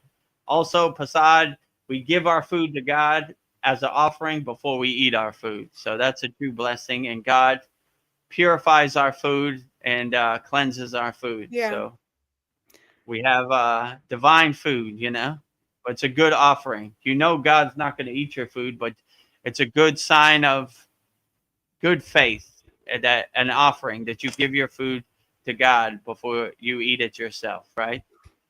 And you thank God for the nutrition and nourishment from your food, you know? Yeah. True blessing to have food on your plate. There are a lot of people that don't have food on their plate. Yeah, if I had unlimited money, I would donate money to those places and buy them rice, whatever they needed to feed people. I would, like, just help people as much as I can. But yeah, lots of people need food and help, so give what you can. So yeah, that's a beautiful thing. Absolutely. Yeah. Well, going back to boredom, Paul says, yes, Veronica, I feel that way, like I'm wasting time. That's why we become masters of distractions. Yeah. Sit in your distraction. You're never wasting time, Yeah. like just being aware of the restlessness and the boredom. That is a true blessing also. Most Yeah. people aren't aware of that. Most people just, like my guru would say, sleeping with your eyes open, So don't be sleeping with your eyes open, look at the restlessness and the boredom as a true blessing to make you become aware. Like, okay, I'm going to look at this as an opportunity to focus my awareness and focus my attention on something that serves me in the present moment and not let it go to waste or slip by. So, Yeah. yeah, I would look at every boredom, every restlessness as a good opportunity to overcome, or use some of your tools in your toolbox to practice and, Yeah. pass the time, you know? Swami Vedananda Saraswati, this is something I've been thinking about. If you want to attract things, you need to let go of all the negative fears and beliefs to attract things. Would you say that's true? Yeah, definitely. These negative beliefs, these negative emotions, they're like walls in front of you attracting what you want. So the water in your body is listening. So why would you waste your time on doubts, lack, all these lower emotions? You're actually blocking yourself. But when you raise your energy up, you harmonize and you begin to crystallize your circumstances. So it's like tuning in your radio dial to whatever you want. So if you delete all the distractions, all the static on your radio signal, you have a clear connection. So this is what these practices of Kriya Yoga do. We clear out our connections so we have a direct connection and we don't waste time on lower emotions, lower instincts, wasted emotions. We focus our time on uplifting emotions, love, peace, harmony, freedom. We cultivate on that because the water in your body is listening. So if you want to uplift yourself and align yourself for whatever you want, always come from a place of abundance, not from a place of lack. And Yeah. that will help crystallize and harmonize the frequency that you're trying to attain. Like something like winning the Powerball or the lottery might be harder to attain because there's a lot of distractions. There's a lot of people trying to tune in that frequency also. Something like, I don't know, there's something in your daily life like, I, I, I wish they had this at the store. You'd be surprised. That would probably be easier attainable, So start off slow and work your way up to the lottery. Yeah. So, you know, Well, Paul has a great comment. He says, great, turn lemons into lemonades. Lemonade. Right. Exactly. Yeah. Turn lemons into lemonade, Yeah. So Uh, whatever opportunity this world throws at you, I mean, it's coming. That it's is for coming. sure. Oh They're boy. gonna try to steal your attention, and never be in a fear-based state. We're fearless yogis and yoginis, right? So whatever you see on social media, slot machine, or the mainstream media slot machine, don't let it affect you. Become the detached witness and be like, yeah, cool story, bro. I'm not buying it. So when you're fearless, you don't care about anything. You're not scared of anything. The way they implement their power and their control is by scaring you into doing something that you don't want to do.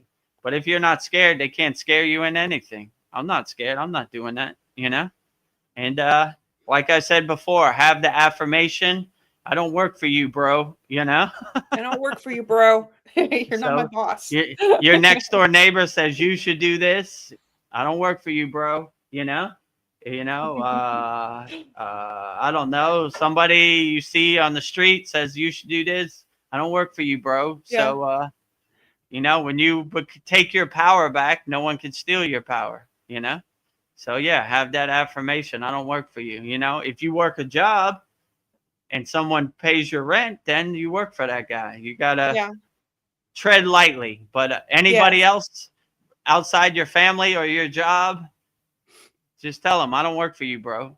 That's my affirmation, and then I don't work they for you, don't bro. like it, but it shows them like you don't control nothing over here. I am the king of my castle, and I do whatever I want. So Yeah, you you don't don't own control me. nothing. Just because I'm you not your live next slave. door to me, you don't control nothing over here. Just because I live in the same city, you don't control nothing over here. And the government in America should be civil servants. They work for us. We don't work for them. So no thanks. I don't Yeah. want you to be Okay. my slave master and tell me what I should do with my body or what I should think or no thanks. I'm the king of my castle. I control everything over here. You Yeah. control nothing over here. So take your ghost stories and take a hike. Take a hike. Ta- Keep walking. Take take this job and shove it. I Shove ain't working here no more. it. Yeah. I was trying to. Yeah.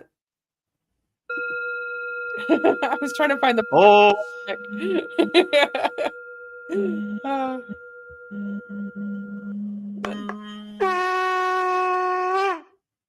yeah. blowing the holy conch. We're coming home, God, Yeah. right? You know what?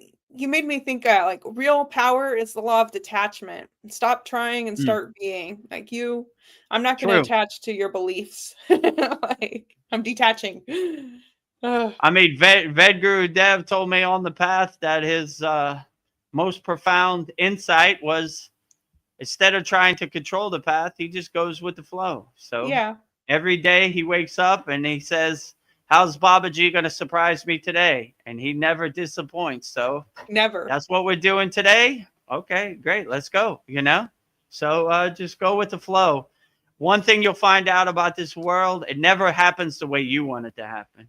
So you got to be light on your toes. You got to adjust. You got to pivot. You got to change course. You got to change directions and go with the flow. Wherever it takes you, that's what happens. Three-Eye Atlas lands tomorrow. Okay.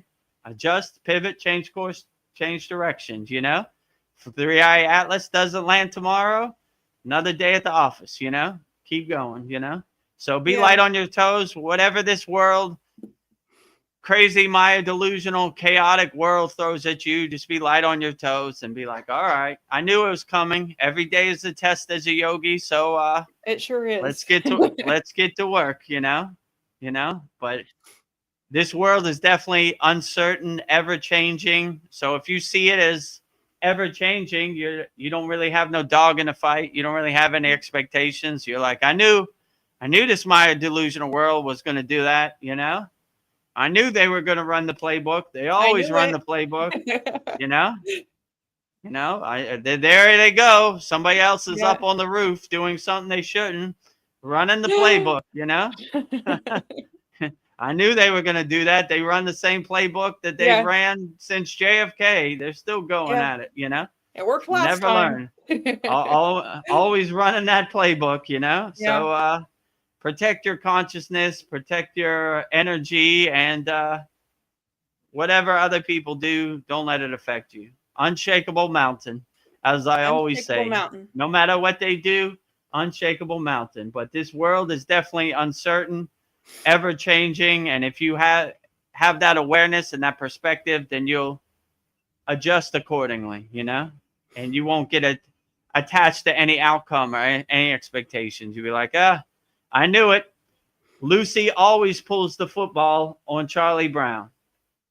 You know, if you're hoping she's not going to pull it, you might be mistaken. The U.S. government always runs their playbook. So They do. if you have that awareness, be like, there they go. Lucy's going to pull the football on Charlie Brown. Tomorrow will be disclosure. Tomorrow will be Jeffrey Epstein list. Tomorrow will be JFK, RFK, aliens. Go down the list, you know. They got a bunch of ghost stories. You know, here comes the football. Charlie Brown's going to kick it. Whoop, you know, hitting his head again. Another day at the office. One thing is for sure, you can bet that American government's going to pull the rug on you. So, you know, if you're not attached to any outcome, you can't be disappointed. Like, oh, that's what they do. Liars tell lies out here. So, another day at the office. Don't put your faith in no one. Do your own inner work, and you can't be disappointed. Yeah. You control what you can control. Don't try to control the ending of the movie, right? It's going to end the way it ends, and just enjoy it. Like, there it goes again. You know? There it goes again. Trust yourself. I was Swami Vedananda Saraswati. This is kind of, I don't know. This is just your opinion, but I was thinking like, Jesus, Jeshua, was he able to walk on water just because he believed he could? Just that thought, like a placebo effect? Our thoughts, energy, and action, like maybe the only thing that's real is our thoughts. I just think how powerful our thoughts are. What do you think about that? I mean, I don't know because I wasn't there, but I would say if I come from the yogic perspective, they call him Yeshua, right? Yeshua. Jesus. If he attained the siddhi of levitation, my guru would say that Yeshua had some good siddhi teachers, right? Who gave him the blueprint. So these siddhis, as they would say in yoga, like resurrection, walking on water, levitation, I would say to enlightened being like Yeshua, these were easily attainable because he lived a life of purity. He was a pure soul. So he was able to do things that normal people couldn't do. He wasn't restricted by the limitations of normal people's physical body because he realized his true inner potential. So it wouldn't surprise me if Yeshua walked on water, you know. When I was in the Himalayan mountains, I saw a bunch of different siddhis that normal people wouldn't say was possible. But it's more like a byproduct of your spiritual practice. It's not something you could attain easily. It's just something that happens. So I would say it's highly likely, you know, but I'm a full glass yogi. I believe anything is possible if you do your inner work. So I would say an enlightened being, an ascended master like Yeshua, Jesus, could the possibilities were limitless. Let's say it like that. What couldn't he do, right? I like when my father told me we're Americans, not Americans. Yeah. So that yogi mindset, you know, like Yeah. when we do our inner work and we do our sadhana, our tapas intensively, wholeheartedly, what can't we do? So I would say if you're a pure soul and you're not attached to the Maya delusional world, you're probably light as a feather. So walking over water and levitating, you know, is highly possible. And I was also thinking about the quality of our thoughts affects our lives. Like no matter what's going on, just to have quality thoughts, I think takes courage. Like the world's falling, or you feel like your world's falling apart, you can't pay the bills, but just focusing on positive thoughts. Like the quality of our thoughts is really important. And yeah, Yeah, it was definitely. Vedagurudev said before, the water in your body is listening. So always yeah, talk highly to the water in your body, and yeah. you'd be surprised of what you can Love accomplish. you. So negative have negative thoughts, always have positive thoughts, you know, and always uplift yourself and Yeah, come from a higher state, you know, and yeah, always keep that awareness that the water in your body is listening. So always talk highly to it, you know. What it takes the same amount of energy to talk highly to the water in your body than it does to talk bad to the water in your body. So why would you choose to talk bad? Always yeah. uplift yourself. Always have good thoughts. Good thoughts in, bad thoughts out. Be a traffic cop, you know, directing traffic. What are you, a good thought? Come on in. What are you, a bad thought? Turn around, U turn. So always have that perspective, you know, like what negative thoughts are just a waste of time. So I know people been conditioned their whole life to think negatively and woe is me and dwell in that pit of despair and be a pig rolling in the mud with the other pigs. Don't do it. Don't do it. Be like Jonathan Living Seagull. He didn't want to eat trash with the other seagulls on the landfill. He wanted to fly high. So fly high. Be a free bird. Do whatever makes you happy. You know, this is a good practice to have. So, yeah, I would definitely say don't dwell in lower thoughts, negative thoughts. You're you're dragging yourself into that pit of despair. Always speak highly to the water in your body, and you'd be surprised of your true inner potential. Yeah. Well, I don't know, Swami Vedananda Saraswati. I was thinking like going on a walk, playing music, dancing, and being in silence can lead to a spiritual awakening.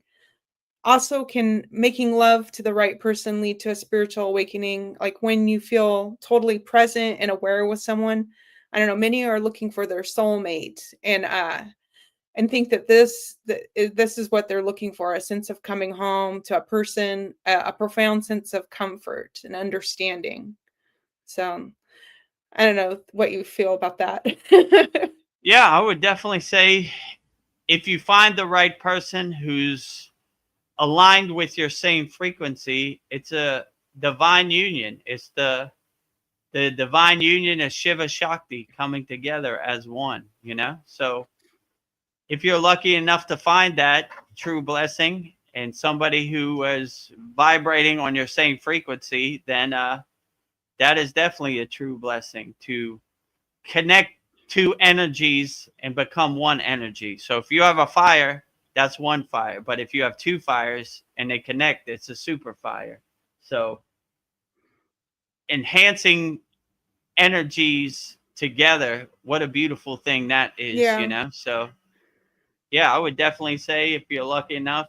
The problem is how would I say it? The spiritual dating pool gets slimmer the more you raise your consciousness. There are less Yeah. matches. So it's hard to find somebody who's vibrating on your same frequency. But if they're out there, you know, stay Yeah, I think open you minded and you'll be surprised of what can happen when you least suspect it. yeah. I think you just answered my next question, Swami Vedananda. I was thinking like why do you think love is such a universal struggle?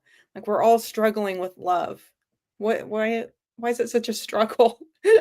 Like, I uh, mean, I wouldn't struggle with love. I would just let love radiate out your body. Be a nuclear power plant of unconditional love, and don't block your love. Don't put obstacles in your love. Don't put resistance in your love. Just let it happen. My yeah, guru used to say, love is not 5 beans in your hand. Love is unlimited. So give it to everybody. Become Oprah Winfrey of love out here. You get love, you get love, you get love, you get love. Everybody gets love. So give love unlimitedly. Become a radio antenna of unconditional love. Become a yeah, nuclear power plant radiating love as much as possible. And you'd be surprised how things come together. The universe fills in the blanks, let's say it like that. So yeah, always lead with love. Never come from a place of hate. Always come from a place of love. So love yeah, as many people unconditionally, wholeheartedly, as much as you can. And I don't see how you could ever go wrong. So love is the vibration of the universe. So always stay anchored and centered in a place of love. yeah. I like to think of love as like the heart chakra, a green rose, and I feel like we have to that's love, and it's something that you have to feed it. You have to nourish it. You have to help it grow. I don't know. Love is something that you have to help it grow. You got to feed it. It just I don't know. That's what I'm feeling like. Yeah, you got to nurture love too. That's what Yeah, I'm you got to water that green 12 petal flower, your heart chakra, your anahata. You got to speak nice to your heart chakra. So yeah, you definitely got to cultivate it, enhance it, and maintain it. So don't let your flower wilt. Let it yeah. blossom and be the most beautiful flower of all. So yeah, send as much unconditional love to it as you can. Well, Mariana says that withholding love is the greatest pain on the other side. Yes, it is. Yeah, so don't withhold love. Just love as many people as you can and look for the opportunity to love as many people as you can. If you could see that, like if you have children, love your children as much unconditionally as you can. Even if you don't have a soulmate or a partner, there are many things to love in your area. Love your cats, love your birds, love Yeah. your children. Be a nuclear power plant from love. If people withhold love from you, that's their problem, not your problem. So radiate love as much as possible. And if you become a nuclear power plant of love, then you don't really need too many external love, or you're not waiting for love for anybody else. You have a great storage, a great supply of unconditional love, and you make more love every day, right? Yeah. You're constantly generating love. So if somebody wants to withhold love from you, you don't really care because you have enough love to go around. And when you receive the love from your spirit guides, your ascended masters, your archangels, your deities, then you're not waiting for anybody else. So if they withhold love, that's their problem, not your problem. Like, I don't need your love. I got too much love to give myself. I got an Yeah. overabundance, a supply of love. So, you're not Yes. waiting on anybody. You're not depending on anybody else's love. You have your own love. Yeah. Have love will travel, right? I bring my own love to the party. Yeah. I feel like many of us they're afraid of love because it makes them feel helpless. They don't like that feeling because love feels so wonderful, but then it makes you feel helpless too. People don't like to feel powerless, helpless. I would see the glass half full, not half Yeah. empty. Like, it doesn't Yeah. make me feel powerless. It's a beautiful Yes. thing. Like uh I cultivate it, I enhance it. So like whatever this feeling is of love, I want it 24 hours a day. I'm trying to be a radio antenna, a satellite dish, a nuclear power plant radiating love 24 Yes. hours a day.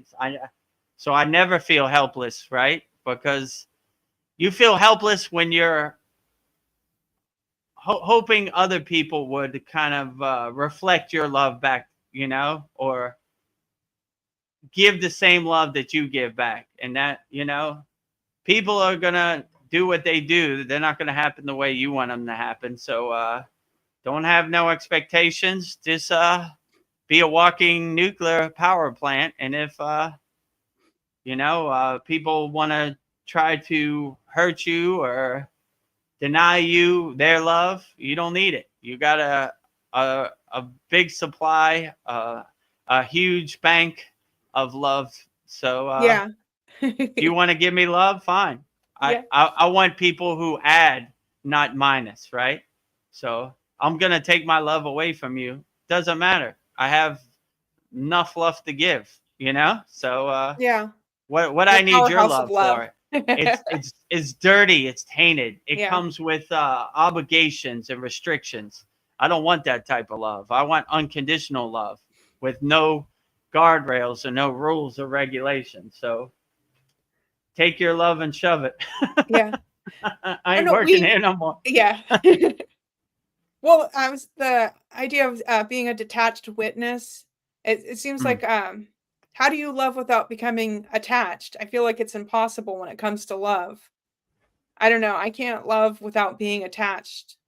I don't know. For me, I think that's the one thing that it's hard to be a detached witness when it comes to love.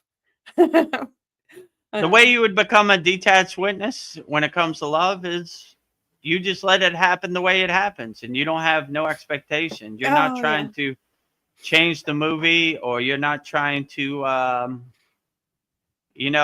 guide the outcome. You're just letting it happen the way it happens, and nothing really is going to happen the way you want it to happen. So if you have that mindset, you just be like, okay, it was good while it lasted, and keep moving on. But have love will travel. So I'm traveling around. I carry my own love to the party, if you know what I'm saying. So I don't really need other people's love. So if you're attached to somebody else's love, you're going to suffer, because when they pull the rug or they pull the football on you, then you're going to suffer. You're going to be disappointed, right?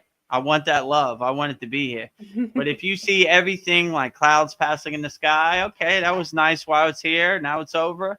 Moving on. Turning the page, So yeah, so just don't attach to love. Love is gonna come and go. It happens to everybody. So if you're not trying to attach to yourself to it, you understand how the universe works. You just let it pass. Okay, that was cool while it lasted, but now it's over, and I'm not trying to attach to it. That way I can't suffer.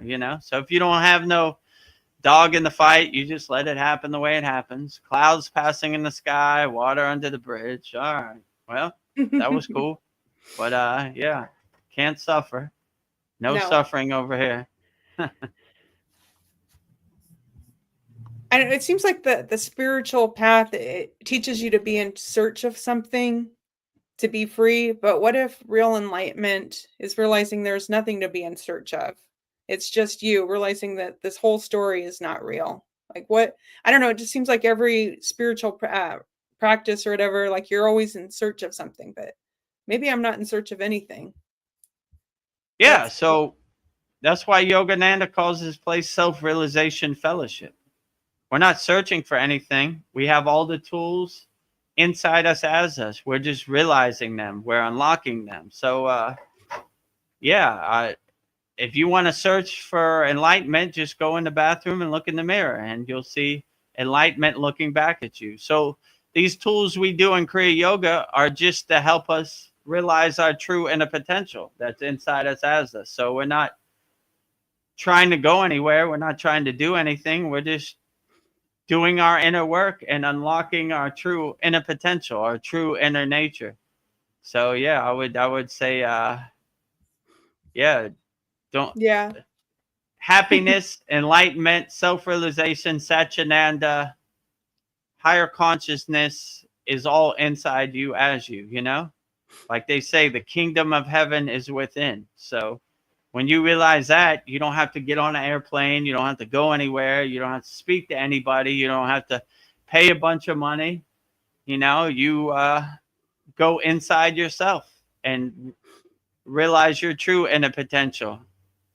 I like when my guru said, one time we were at ashram and he saw a bunch of backpackers on the spiritual path.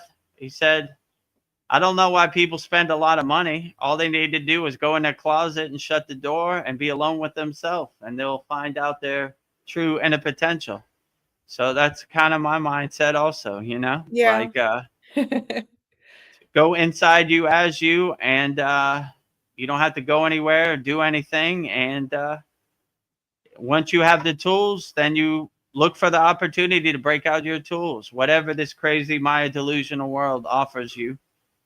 So look for Yeah. opportunities to use your tools. And if you don't have no tools, go to kriyayogashop.com, give you a step-by-step roadmap. Or, if you want advanced techniques and you want me to coach you and help you along the path and answer all your questions, join our Kriya Yoga School Masterclass, Kriya Yoga Masterclass. Master the supreme science of yoga. Test it, observe it, experience it, feel it, and know it. So Yes. that would be my best advice, So Oh, speaking of any questions, anybody out there have questions, feel free to ask them. We have Swami Vedananda Saraswati on deck. Take advantage of his wise and sage advice. So, yeah. How long have we been on here now? 2 hours and 20 minutes. Okay. Yeah. Well, I don't know. I'll share something. I've been, I don't know. I've been thinking about my intuition and like developing it. So I have this app on my phone. It's called the ESP trainer. So you just you have 4 different colored blocks, and behind the right one is like a piece of scenery. It's kind of like remote viewing. So you'll just pick. Oh, I picked the right one. But it's like 24, play it through 24, and the most I've gotten is 18 out of 24.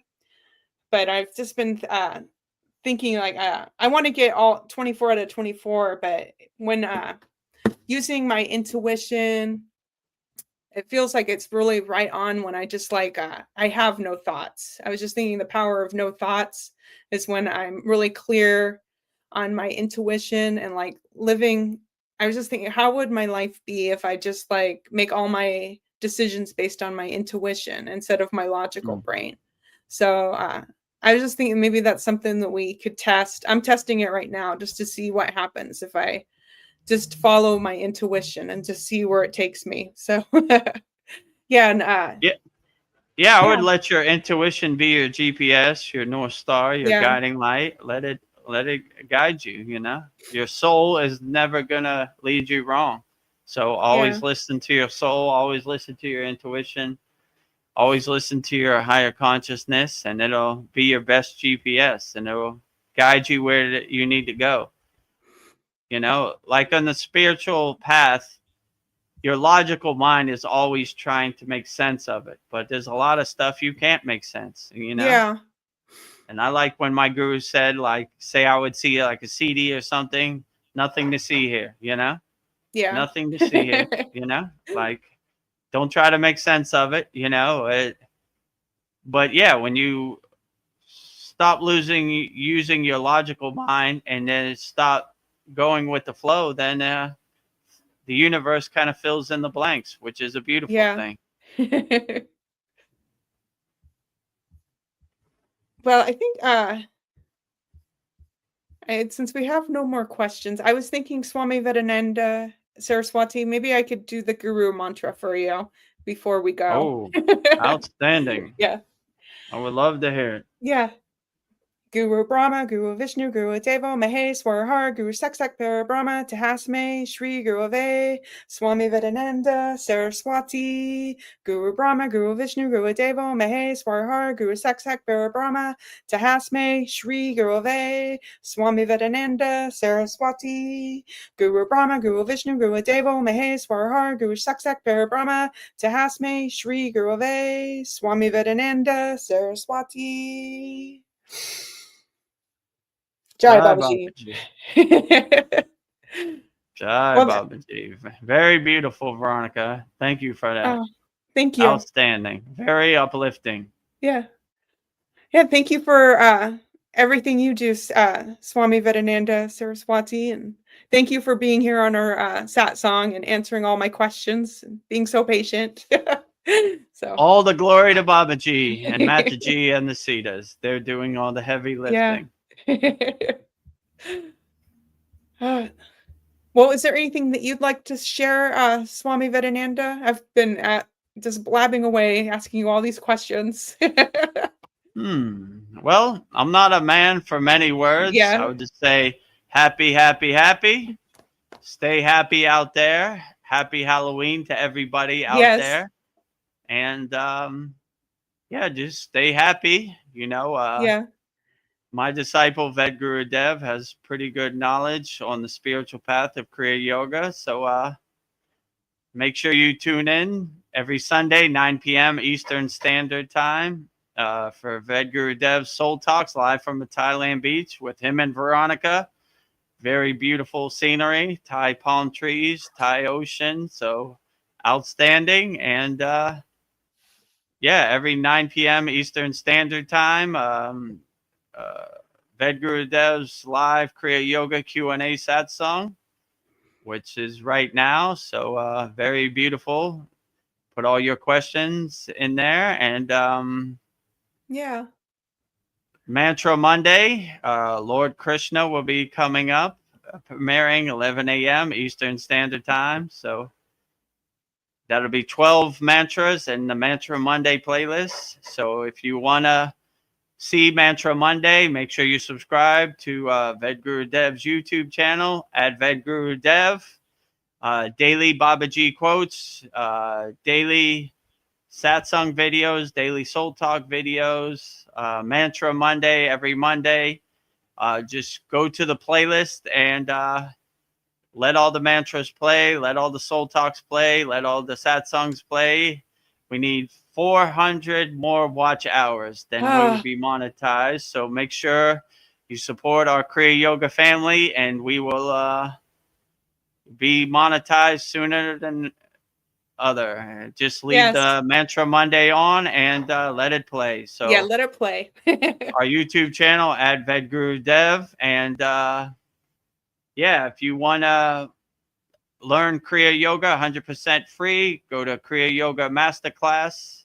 If you want to learn Kriya Yoga 100% free, go to freekriyayogashop.com. You want to connect with like-minded souls all around the world, over 810 like-minded male and females, yogis and yoginis practicing Kriya Yoga 100% free. Join our group. Go to soulinder.com, which is also freekriyayoga.com. Free Kriya Yoga, we have a very interactive community, a lot of great spiritual knowledge in our community posted every day. So, join there, support the family. And if you want to join me, Veronica, Mariana, Paul, Darren, all of our Kriya Yoga School members, and master the supreme science of Kriya Yoga, go to kriyayogamasterclass.com. So I guess, go ahead. Oh, I just wanted to say a final thought. I'm wishing you a very happy Halloween, double toil and trouble, fire burn and cauldron bubble. And it's Halloween and everyone's entitled to one good scare. So I just wanted to say, Swami Vedananda Saraswati, you're always welcome. So anytime you want to come to our satsang, you're welcome. Jai Babaji. Jai Babaji. Well, I have a lot of work in the Himalayan mountains. Yeah. I'm going back to my ashram in Dawada Hut in the state of Uttarakhand in India in the Himalayan mountains. Yes. The abode of Babaji. Babaji is abode. calling me. The mountains are calling. Yes, the mountains are calling you. Om. Om. So play my sound effect. I will transport back to the Himalayan mountains. Blowing the conch, I'm coming home. Yes. You know? It's a modern one. Let's see.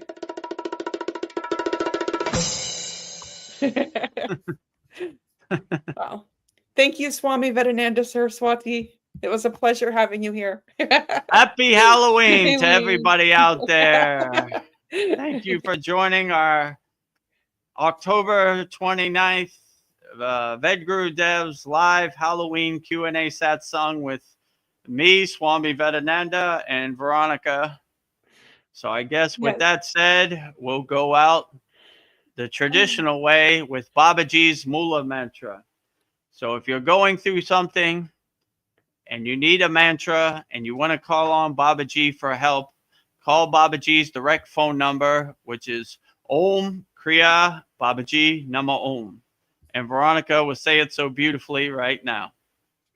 Om Kriya Babaji Nama Om.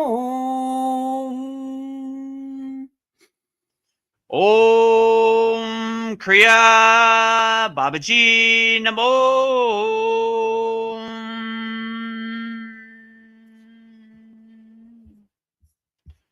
And lastly, we will say Loka Samasta Sukhino Bhavantu 3 times, sending peace, love, harmony, and freedom to all beings wherever they're at, whatever plane of existence they are on.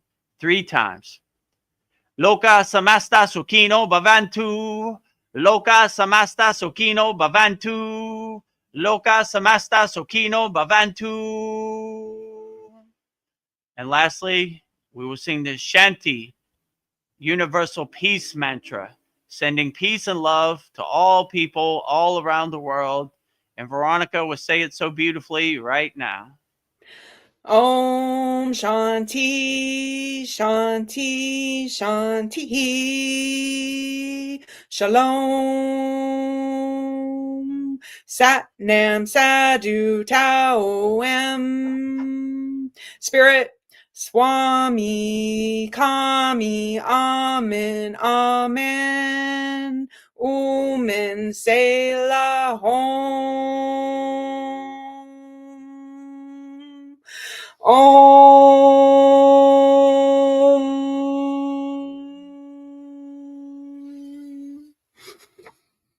Om Shanti, Shanti, Shanti, Shalom.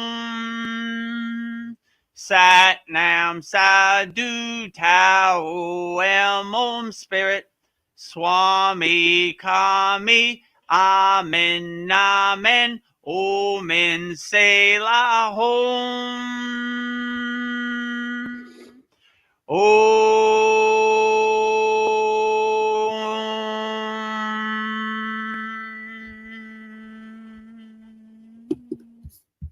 Namaste, I'm Vedagurudev, and today I'm going to share a proven spiritual system that's already helped thousands experience deep transformation. When you join the Kriya Yoga School Masterclass, here's exactly what you'll get. Weekly deep dive classes, Saturday at 11 a.m. Eastern Standard Time. Bi-monthly Holy Fire Yagna ceremonies to clear energetic blocks. Weekly satsangs and Q&A, Wednesdays at 9 p.m. Eastern Standard Time. Instant access to over 200 plus on-demand classes on asanas, pranayama, mantra japa, and meditation. Direct VIP access to me for daily mentorship and support. This is not just information, it's direct transmission, guidance, and transformation. Thousands have already said yes to the Kriya Yoga path. And if you're here now, something inside you is ready to. Click the Join Now button below, choose your membership, and begin your journey to inner freedom today. See you inside the Kriya Yoga School Masterclass.